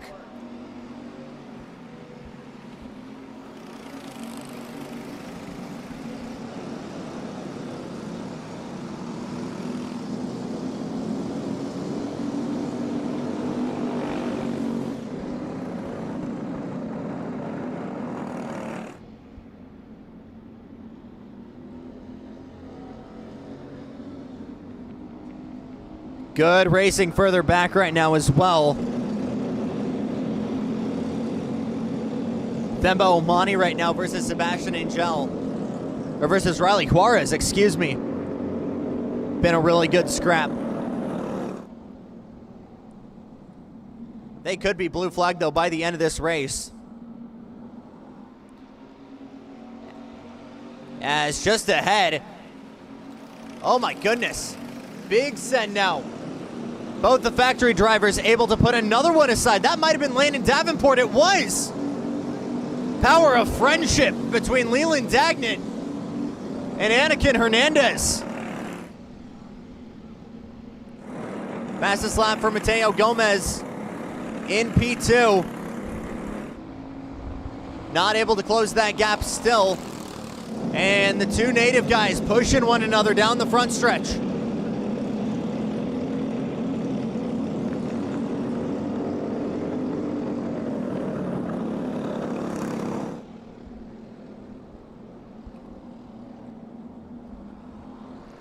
Medina covering down low. Gomez saw the opening, tried going the long way around. Still an opportunity to cross it over, but immediately Medina goes to the high line coming out of Monza.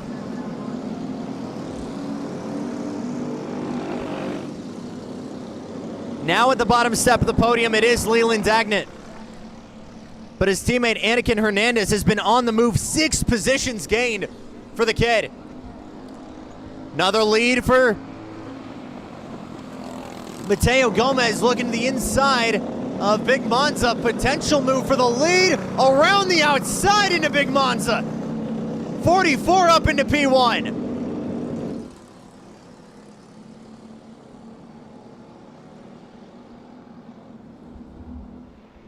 It was late and it was high commitment, but the 44, that teal helmet and smoked out visor getting it done.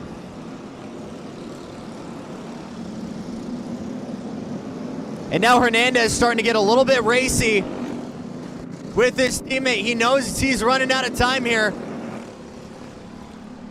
He's questioning maybe if these two can truly close the gap of now 3 seconds to Medina and Gomez. And he wants that bottom step of the podium.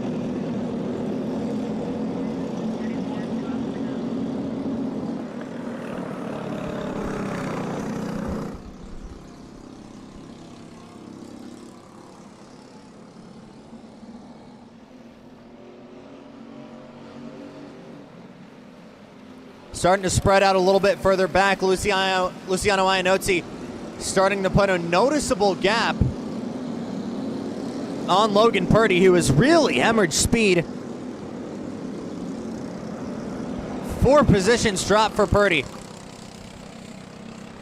And even with Mateo Gomez, he's starting to get a little bit of a comfortable breathing room as well. He'll see the twin sticks this time by. And we'll see if Ezra Medina can do anything.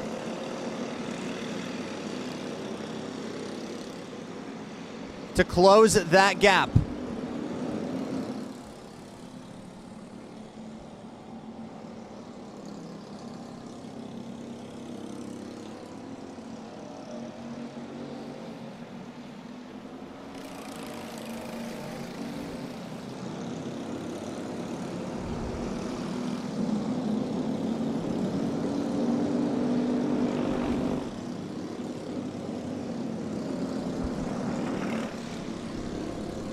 White flag for Mateo Gomez. And that gap is starting to truly build over the croc of Ezra Medina. Further back for Hernandez. The time is now to strike over Dagnick. Can he make that move stick?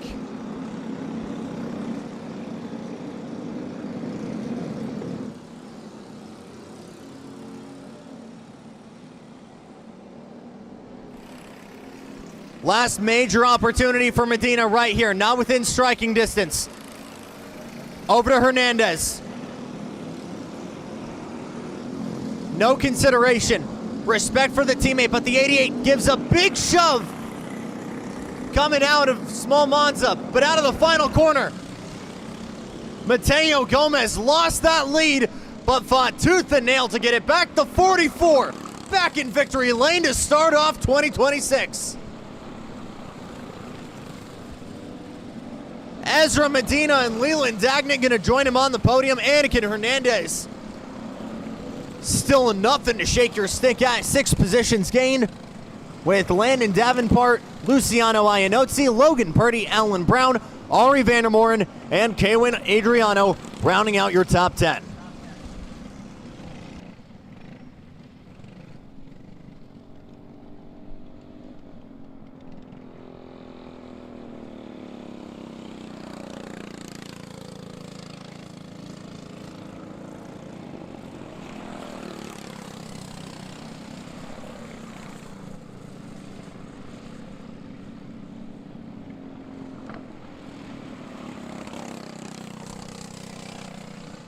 Two quick announcements. Believe we have a camera that is abandoned ship on one of our cadets. So if we could have everybody check their carts for any potential GoPros or Insta360s that have vacated the vehicle, as believe Kyle has one of those grabbed for you. And of course, as always, return those transponders for you as well. Update for you from Scoosdale Winter Series. Unfortunately, Oliver Hodgson not able to get it done for Factory Kart. Alexander Vanchev victorious with Rollison Performance Group for round number 3 in Pro X30. The good news, with the drop round, Oliver Hodgson and Factory Kart still 40 points in the lead heading into the final round tomorrow. So Billy obviously being the first American-made chassis to win in shifter, to win a championship in shifter in well over a decade. Ollie with a big opportunity to do the same now in single speed.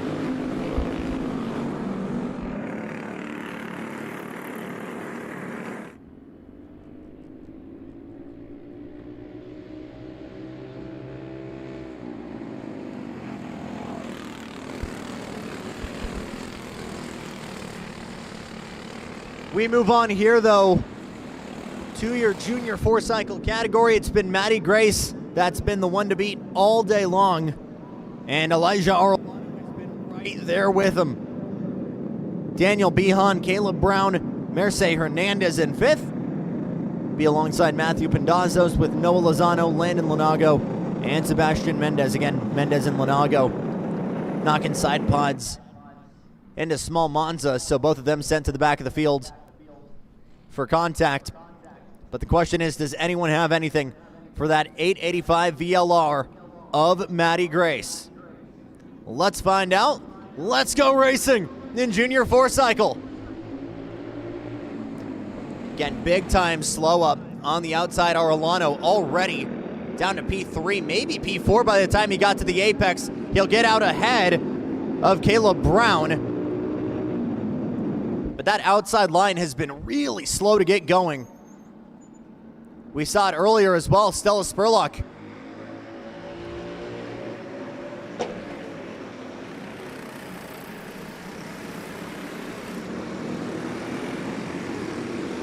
So Bihan gonna slot up into P2 after getting that move done into Big Monza. Then it's Arolano, then Caleb Brown in the Burrell art with the, that is indeed a Ferrari logo on the nacelle, if you're able to pick that up. Then it's Mercedes Hernandez and Noah Lozano, bumper to bumper into Big Monza. Don't think there was a move yet from Lozano. No, I didn't see it. Lozano, Pindazos, and Bihan all up a position at the start. 3-car breakaway with Grace, Bihan, and Arolano.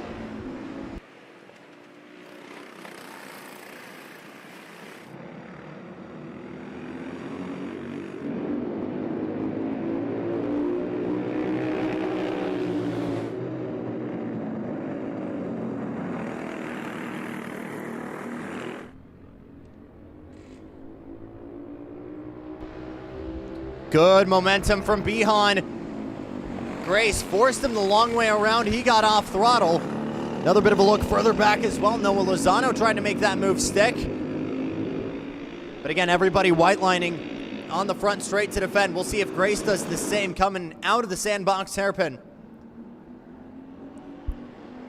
Late move to the high line. Is there going to be a lunge from anyone further behind? Not yet. Bihan diamonding the corner a little bit more, though, kind of stopping and starting, trying to launch out of the apex and find that open gap down low. But just not able to get there just yet. Now might have an opportunity, though. Grace, middle of the track.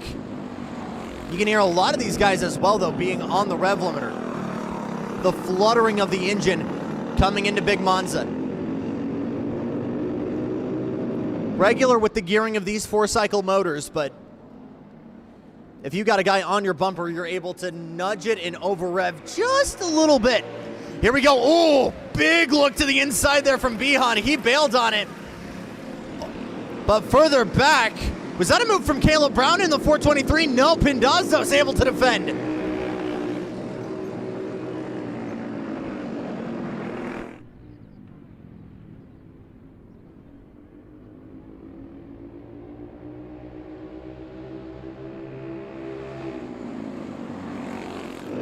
Lunge, late lunge to the inside. Daniel Bihan tried making it work, but Matty Grace able to cross him up and get it back.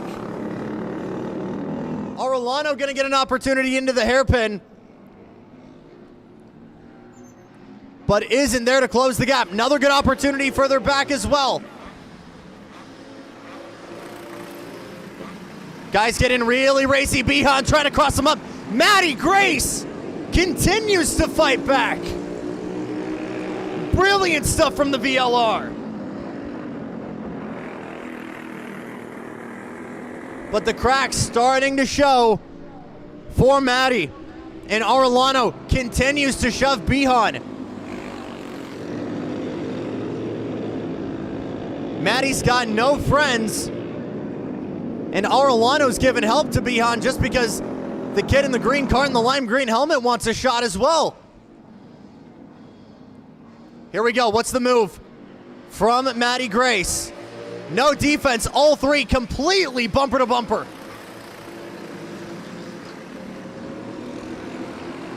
Pindazzo still covering down low in the 22. Caleb Brown struggling to find a way through.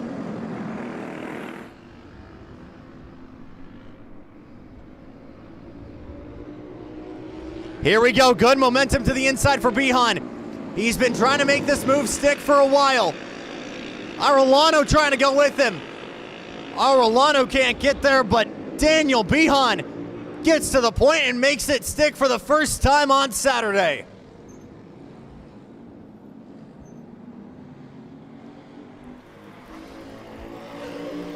And you get the feeling that neither Daniel Bihan nor Matty Grace is out of the woods just yet. Matty Grace wants that position back as quickly as possible. And Arellano knows the girl in front of him is driving angry and wants to capitalize on that to get to P2. Noah Lozano as well, able to get that native racing of Caleb Brown out of the way. He'll advance into P5. But Pindazos simply untouchable, unpassable in P4.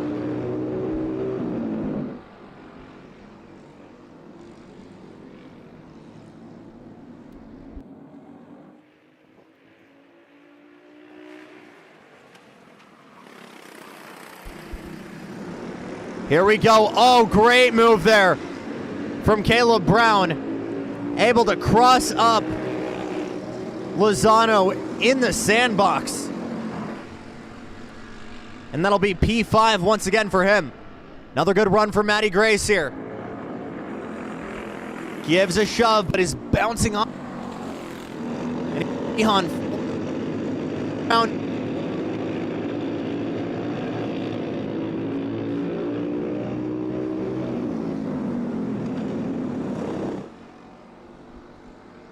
Here we go. Late exit there. Tried doing the same play that Caleb Brown did, but just not able to get there. Now makes the dive into Big Monza. Attempted to make it stick on the anchors, but can't get there.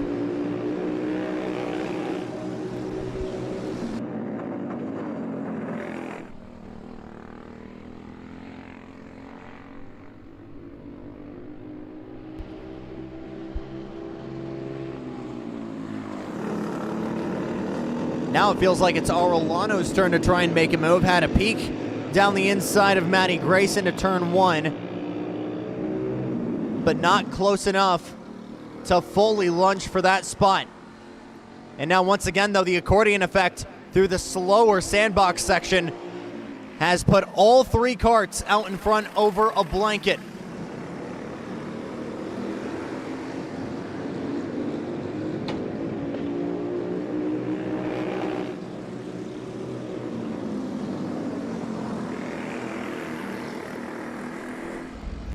Five laps to go, this time by Arellano shoving Grace.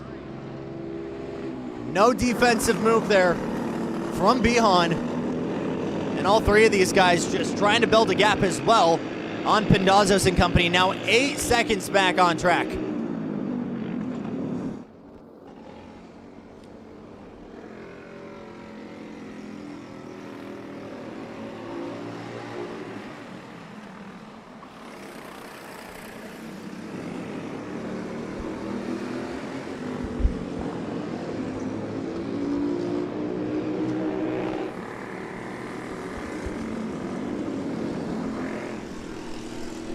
A little bit of contact in the apex there. That actually kills the speed for Matty Grace, but she's still got it. Looks to the inside of Big Monza. Opportunity for Arellano to cross up at least one of them, but Matty Grace gets back to the front.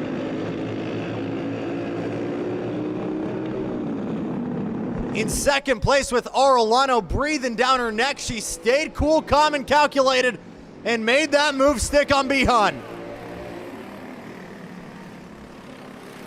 Lap traffic going to be a factor as well. Sebastian Mendez set to get the blue flag here. Caleb Brown for P4 continues to battle with Pindazos.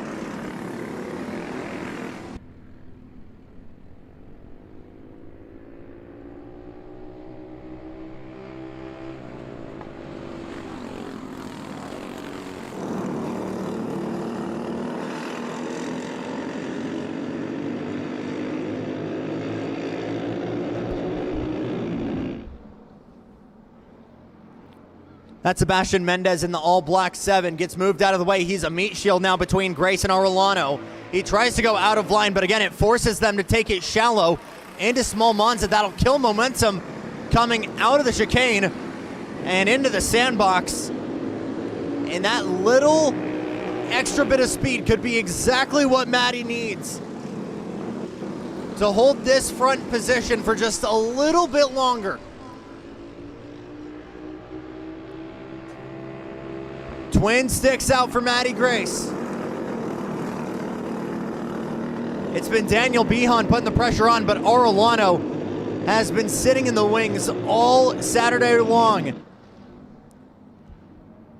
And you know if Bihan strikes, that kid with the green helmet is going to pick up any scraps that are left immediately. Oh, big contact, bumper to bumper.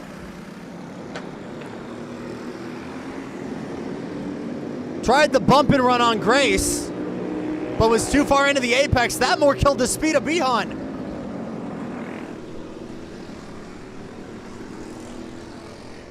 Run to the white flag. Bihan right on the bumper. Grace covering down low. Bihan gonna try and arc it wide and launch out of turn number 1. That's one major overtaking opportunity that Grace has survived. She's got one more to get through. Out of Sandbox. Bihan still has a chance. Arellano giving him the bumper to help. Here comes Arellano to the inside. From the top rope, Elijah Arellano makes the move he's been waiting for all day long. And the runner-up spot for Arellano, a dagger for the A12 of Daniel Bihan, and Maddie Grace is gonna take victory in junior. In all-out brawl in our junior division. And it's the young gun in the VLR, Maddie Grace, that comes out on top to win race number 1 for junior.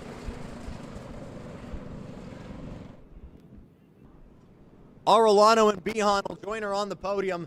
Matthew Pendazos, after an incredible battle further back we weren't able to talk about, but held off both Caleb Brown and Noah Lozano, with Merce Hernandez and Sebastian Mendez in 7th. Both Mendez and Lanago down. 13 laps down for Lanago with technical problems. Senior and Master coming up.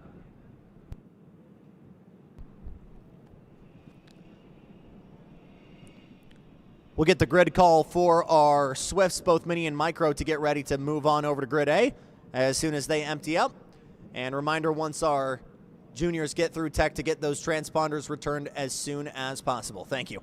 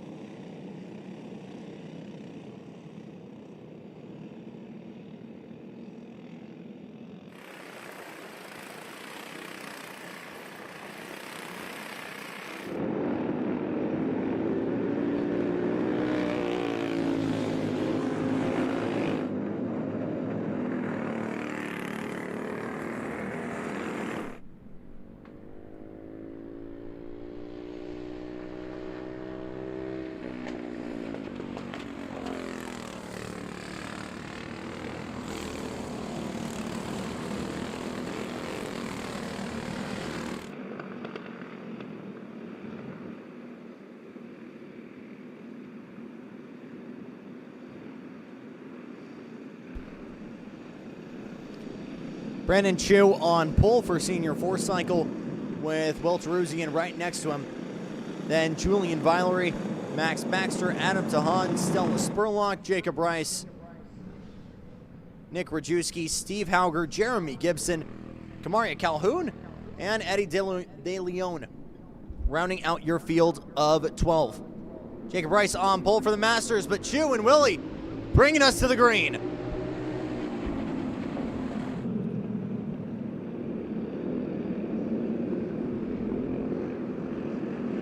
Ooh, big wiggle there. I think that's Violet trying to move through Teruzian, and will make that move stick in the factory machine.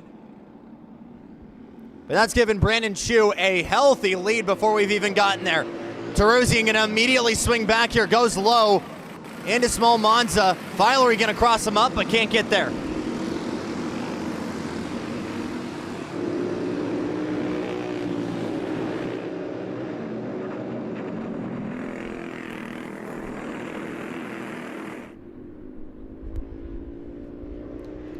And now this is that forced teamwork we were talking about, as Julian and Will gonna have to go bumper to bumper here if they want to try and close that gap.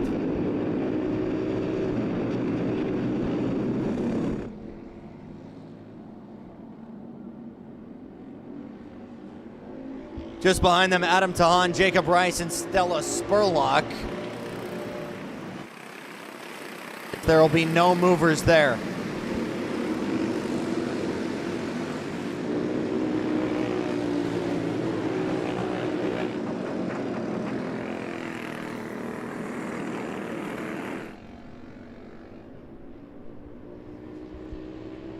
First full green flag lap, 46.897 for Chu. Teruzian 47.341, Villery a 47.633.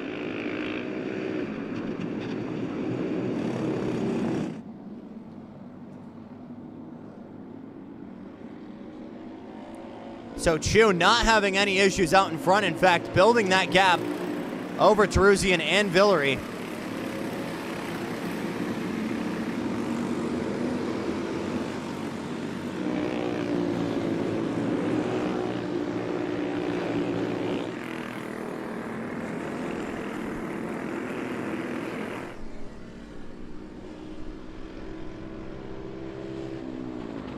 And that gap growing now, this time by from 1.7 to now 1.9 seconds. Still plenty of time, and with pressures, these karts still could be coming to life for the group behind. But again, Teruzian and Villery going to have to work together if they've got any hope right now of closing that gap to Brandon Chu out in front.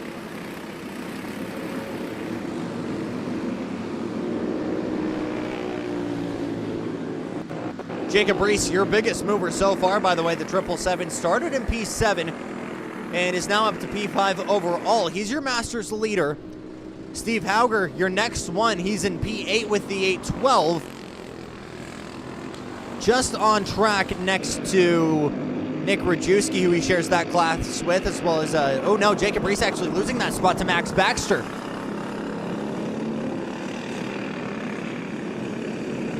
So all four of your Masters next to each other, the exception of that being Kamaria Calhoun, who's kind of severed the tail end with Gibson in 11th.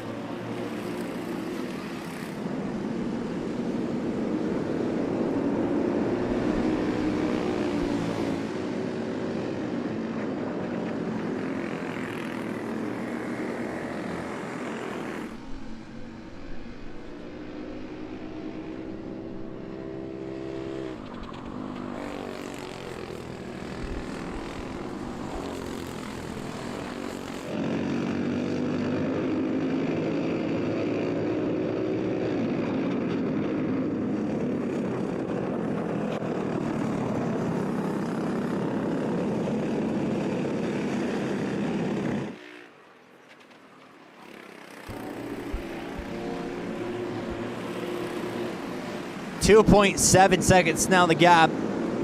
Chu to Teruzian. And we'll pick up this battle right now for your Masters lead because Jacob Race and Steve Hauger are bumper to bumper coming out of the final corner.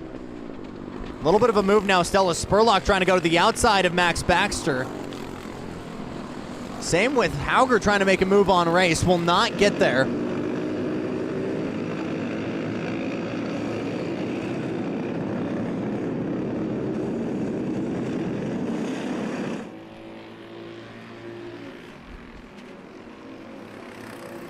Reese in the 777.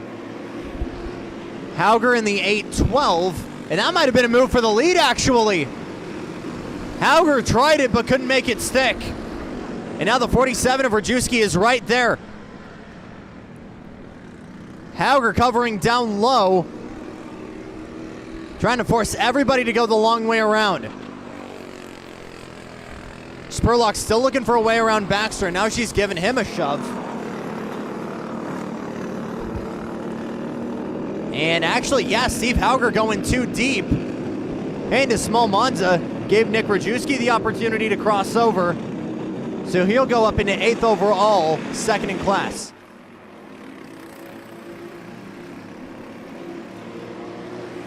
Nearly 3 wide into Big Monza as Reese continues to defend. And white line against Rajewski and Hauger. Immediately, the minute he gets into sandbox, is going as far down low as possible. This could give the crossover to Steve Hauger, but the track narrows up. It goes into the chicane through the sandbox and kills any opportunity. Reese still white lining, still trying to defend. And the power of just holding that low line is working. Just up ahead, Stella Spurlock, I think, just able to get that move from Baxter. No. Adam Tahan next on the menu for her.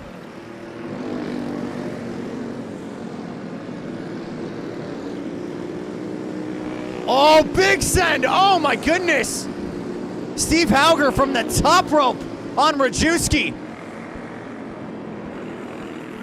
And that, I believe, will move or hold Jacob Reese out in front. Or has that orange suit slotted to the back? He has. Your Masters right now putting on a heck of a show. And Rajewski just barely, I think, had the front there. This is your best battle on track right now. 47, 8, 12, and 777. 7th to 9th on track right now. But again, the battle for the lead in the Masters. Another late cut. As now Steve Hauger tries making a move. Does he go low? No.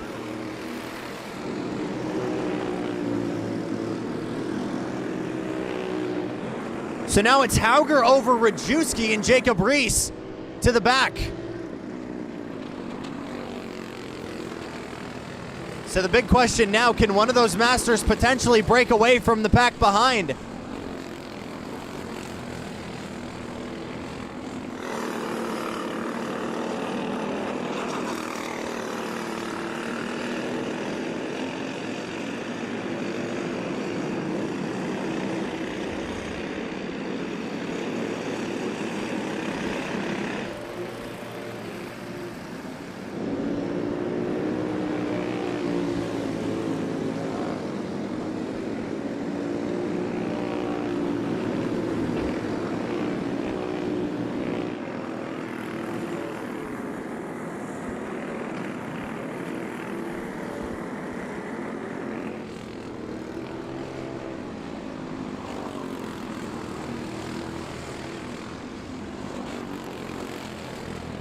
Four laps to go in Senior Master. Brandon Chu, 5.4 seconds clear of the competition. And oh, Steve Hauger having to get out of the way of lap traffic. That might reignite this Masters battle a little bit further behind.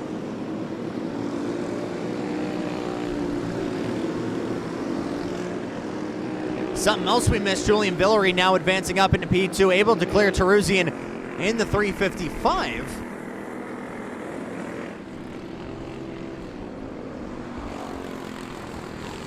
But Billery just that last lap, 47.328, with Brandon Chu comfortably being the only guy on track to run in the 46s.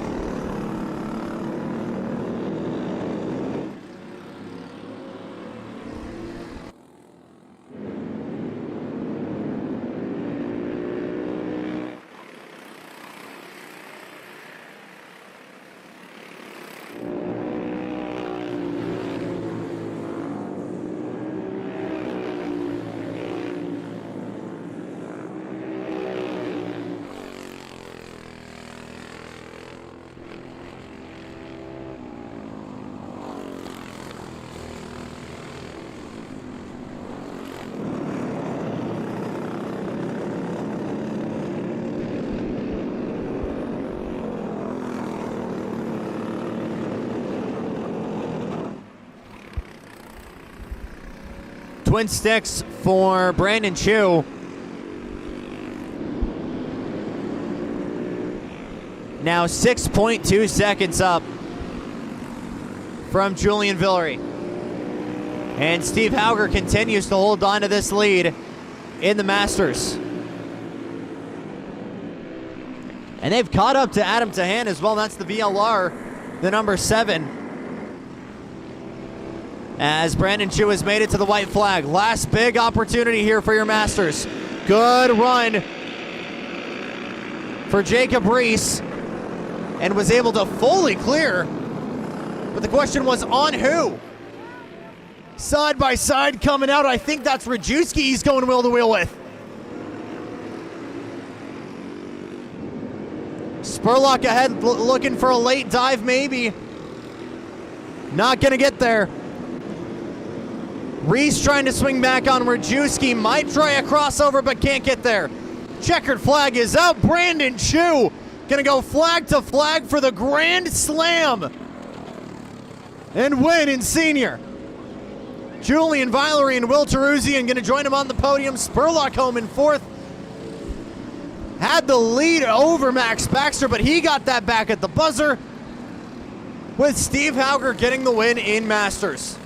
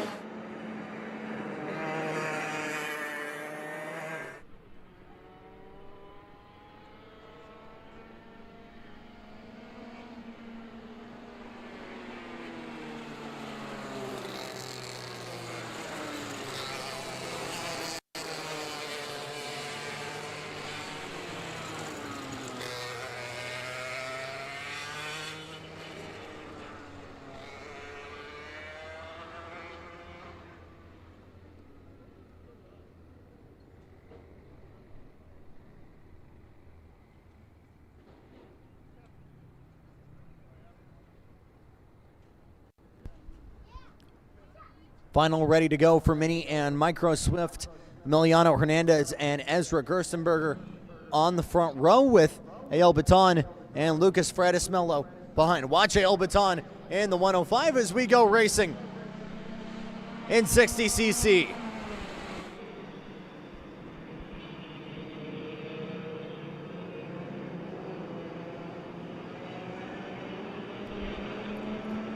Looks like the CRG of Baton able to clear into sandbox for P2. Emiliano Hernandez has looked simply unstoppable so far this weekend, though. Krajanowski tried the outside of Gerstenberger, but was unable to fully clear him.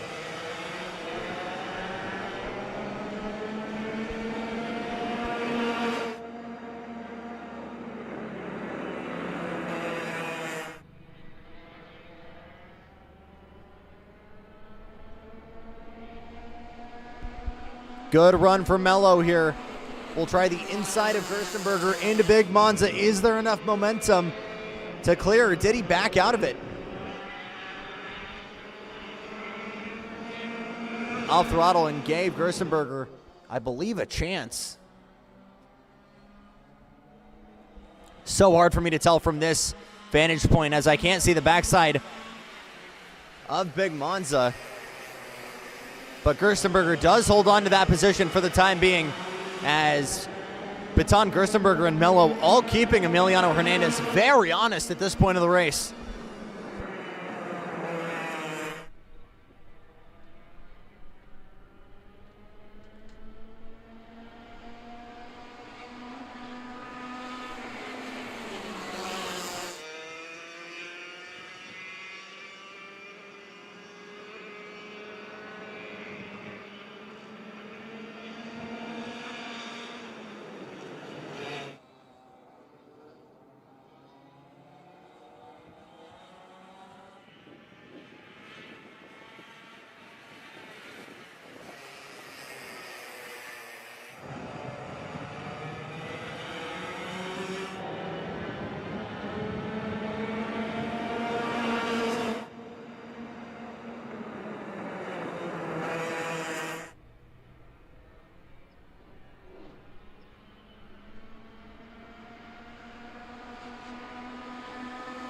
Here's Mello side by side into Gerstenberger, or with Gerstenberger into turn one. Just not able to get there just yet. But the good news is still plenty of time, 12 laps to go. The bad news is making moves like that isn't going to do you any favors. And staying out in front, Eyal Baton all over the rear bumper, looks to the inside, dives that CRG down low. Hernandez will try to cross him up.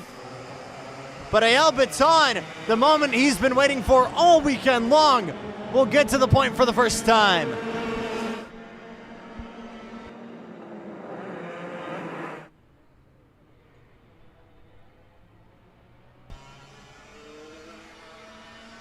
Hernandez down to P2, Gerstenberger and Mello right there. Mello tries to swing it wide through Monza.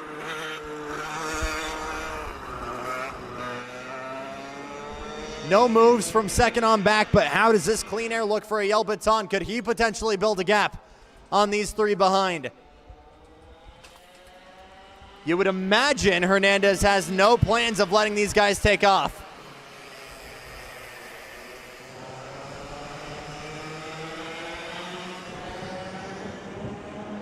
But Ezra Gerstenberger equally might want to go and duel with that fellow Croc Promotions machine of Hernandez.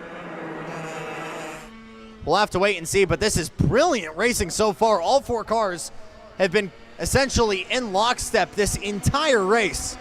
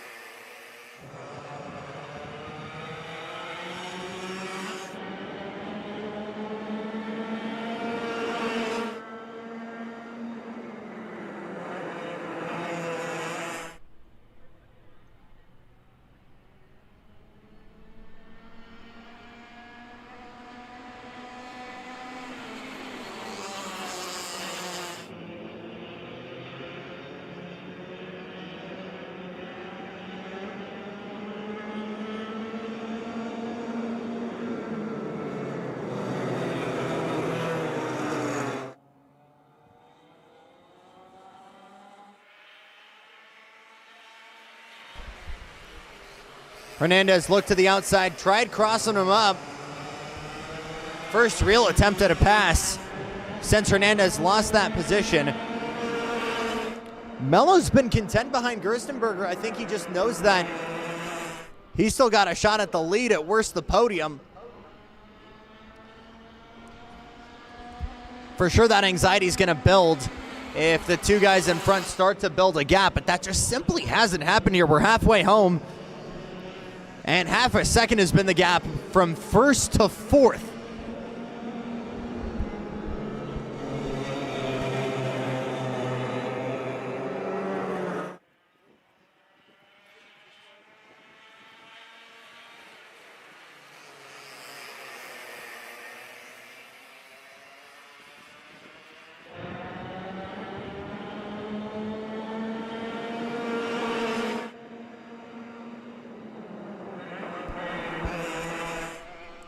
Watching sandbox that final chicane because that's where people are really starting to set up moves.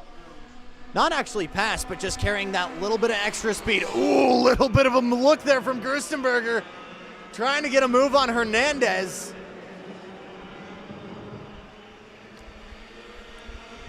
But these guys are starting to roll a little bit more speed, carry a little bit more curbing, brake later into that final chicane as the rubber keeps being laid down, this Invinco rubber, and as the temps start to drop.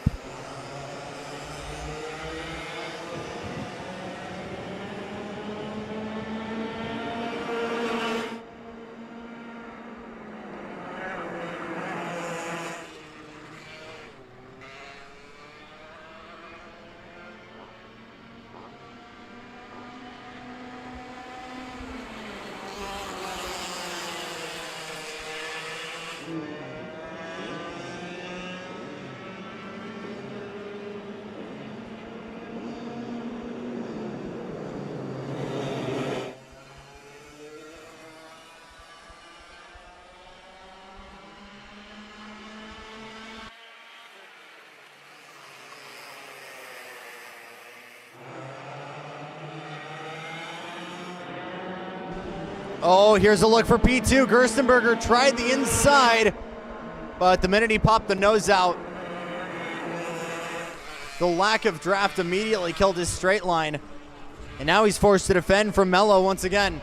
And now Mello's got a good run. We'll try the inside into Big Monza. A little bit of a swerve to the middle there from Gerstenberger to try and cover. And these guys have just been in lockstep for the past 10 laps and change.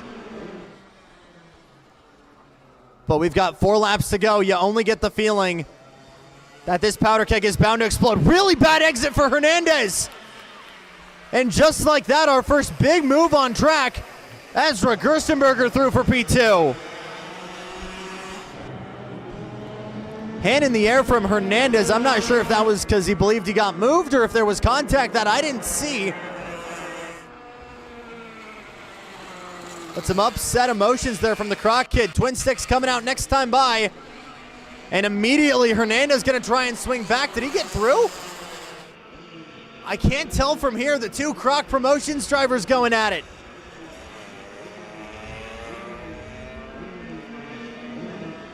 All advantage to Eyal Baton, who will be delighted to see these two duel behind. Gerstenberger still in second. And now Mello wants to knock Emiliano off the podium. Still anyone's race here. Twin sticks coming out for the CRG of Eyal Baton. Gerstenberger, Hernandez, and Mello. Hernandez looking to the inside of Monza. Can't get there.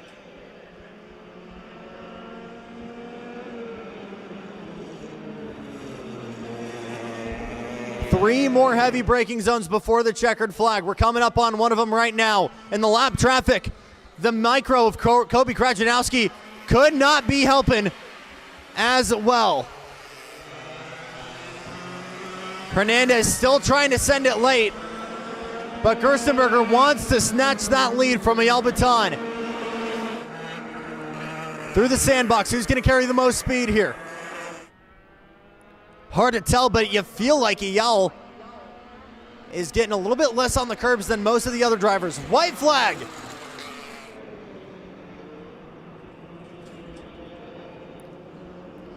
Since the Winter League, it went from 2 karts to 3 and now 5.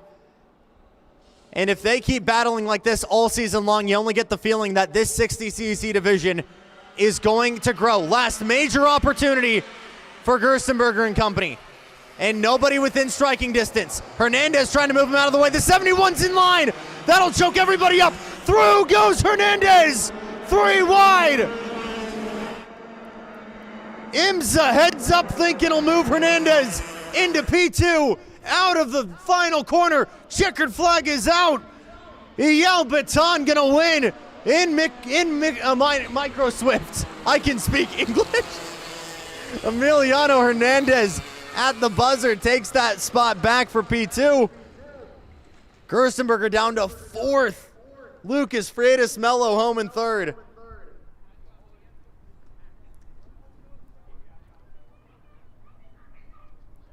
A finish so crazy I forgot how to speak English. Return those transponders, and we've got one more coming up. FC 125 shifters next.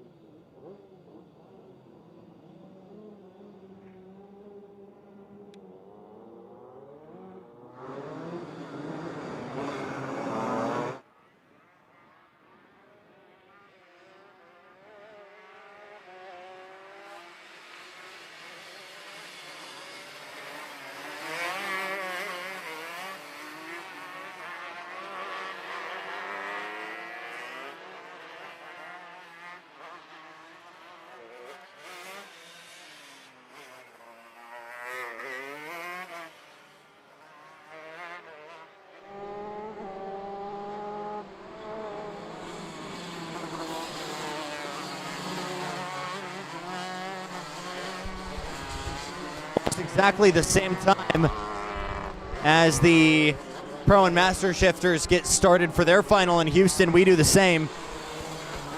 Here, we're not on KZs, though. We're on FC 125s.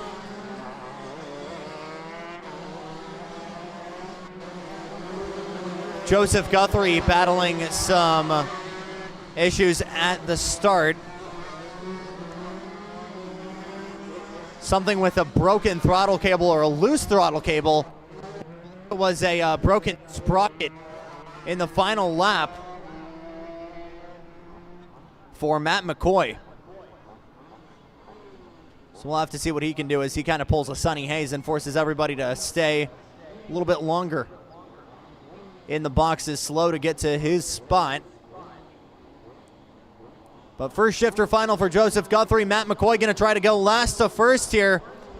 It certainly looked like it could have been the case for a podium in the final, but he's got twice the distance. And you'd imagine the same pace. Revs build, green flag flies, and oh, trouble for Guthrie. Guthrie very slow at the start.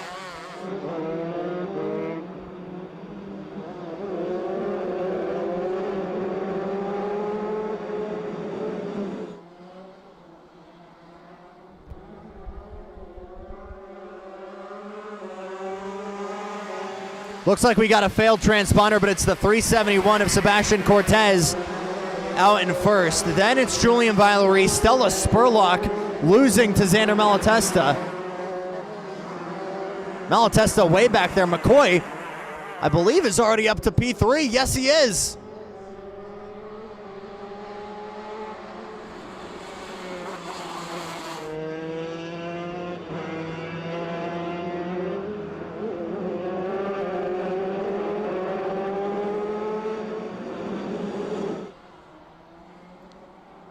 So now Spurlock fending off from Malatesta, but McCoy is on the move.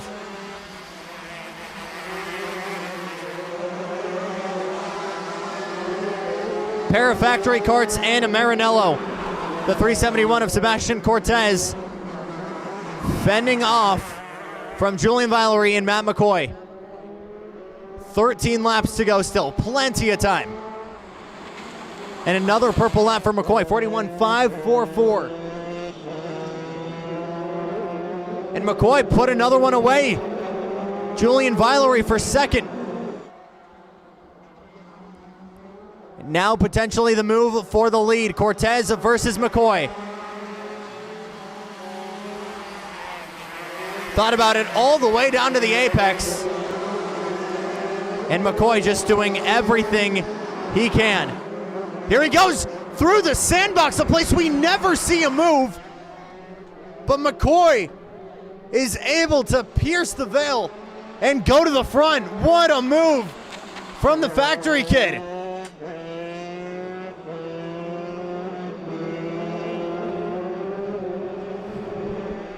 And through the eye of a needle, Matt McCoy's gonna build.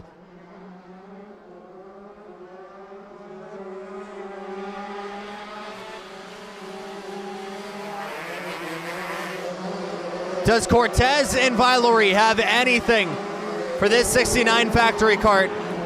Or in his own words, is Matt McCoy going to do exactly what he did during the Winter Series and spank this field?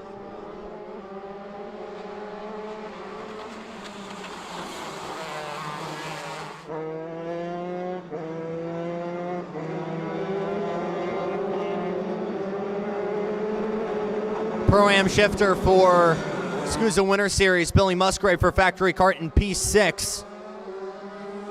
That's up almost 5 positions from the start after his collision with Justin White during the pre-final.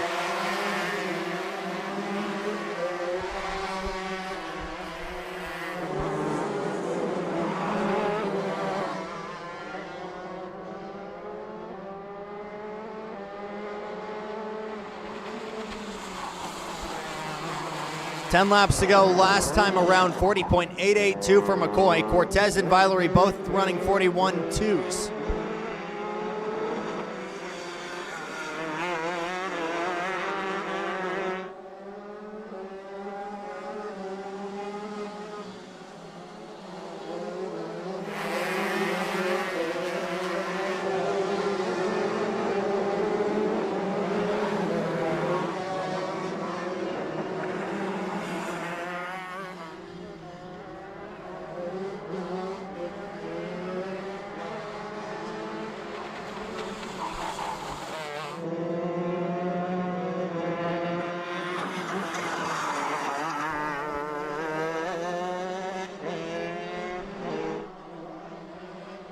Stella Spurlock still battling with that Honda of Xander Malatesta. And further back, was a duel that defined 2025. Sebastian Cortez versus Julian Valery.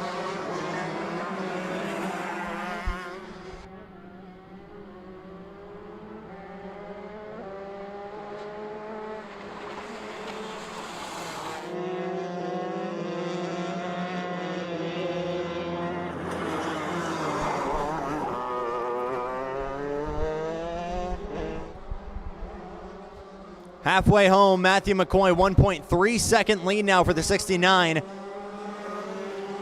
Last time by 41.668 for McCoy, 41.790 for Cortez. So again, talking about how these guys have these carts set up, it could be still very much in the long run for Cortez.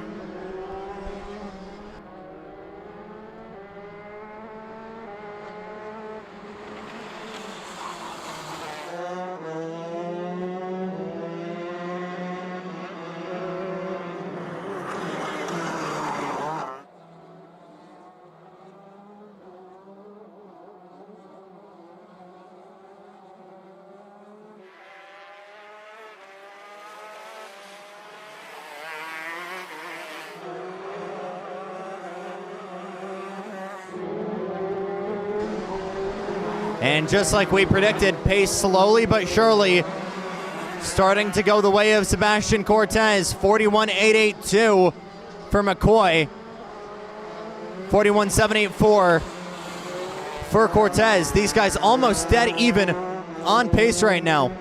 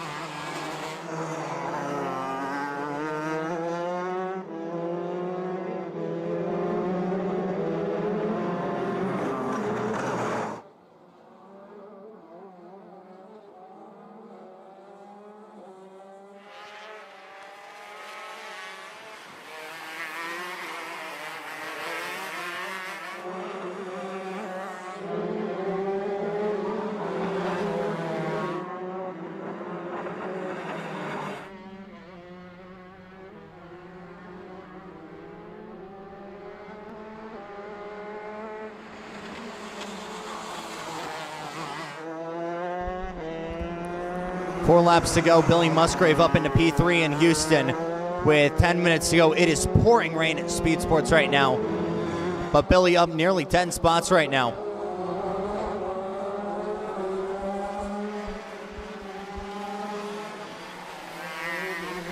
Stella Spurlock continuing to battle with Xander Malatesta, although Malatesta's really kicked on the burners now. Cortez has tried to close that gap, and although it was even, McCoy has seemed to find the advantage in pace once again. 41.441 for him. Cortez comes to the line 41.544. So slowly but surely, McCoy continues to build this gap.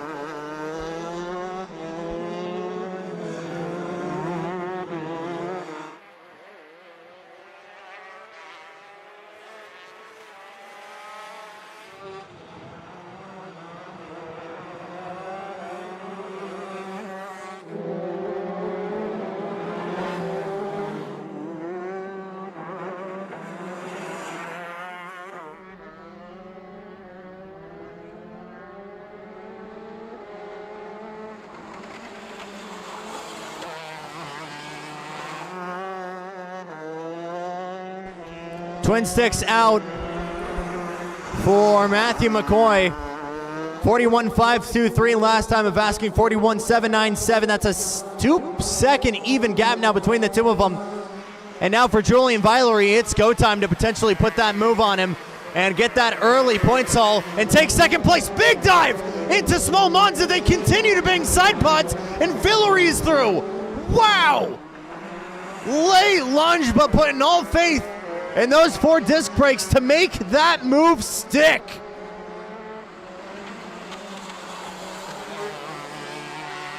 White flag for Matt McCoy, 3.3 now the gap.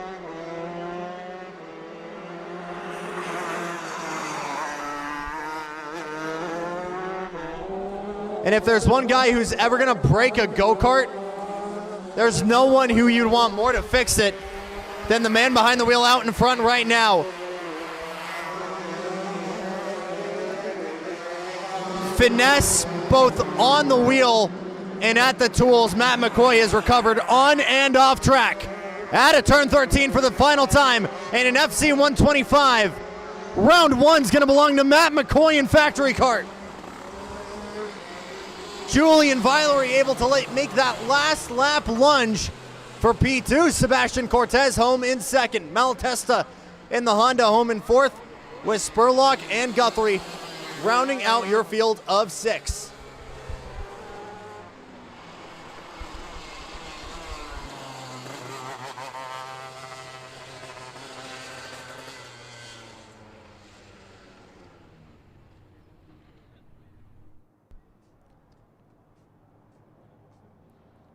What an incredible opening for the Adams Motorsports SoCal Sprinter League.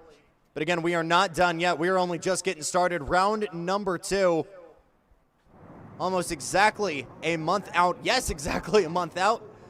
Saturday, March 14th. Same time, same place. But one last reminder for everybody to get those transponders returned. And if you're trackside, goal will be to have podiums going here in about 15 minutes time. We'll shoot for around 3 p.m. for our podiums. Thank you so much, though, if you've joined us here on YouTube. For everyone at Adams Motorsports Park, it's been Jackson Lambros with you here on Public Address, reminding you to tune in 1 month from now, Saturday, March 14th, for more Adams Motorsports action.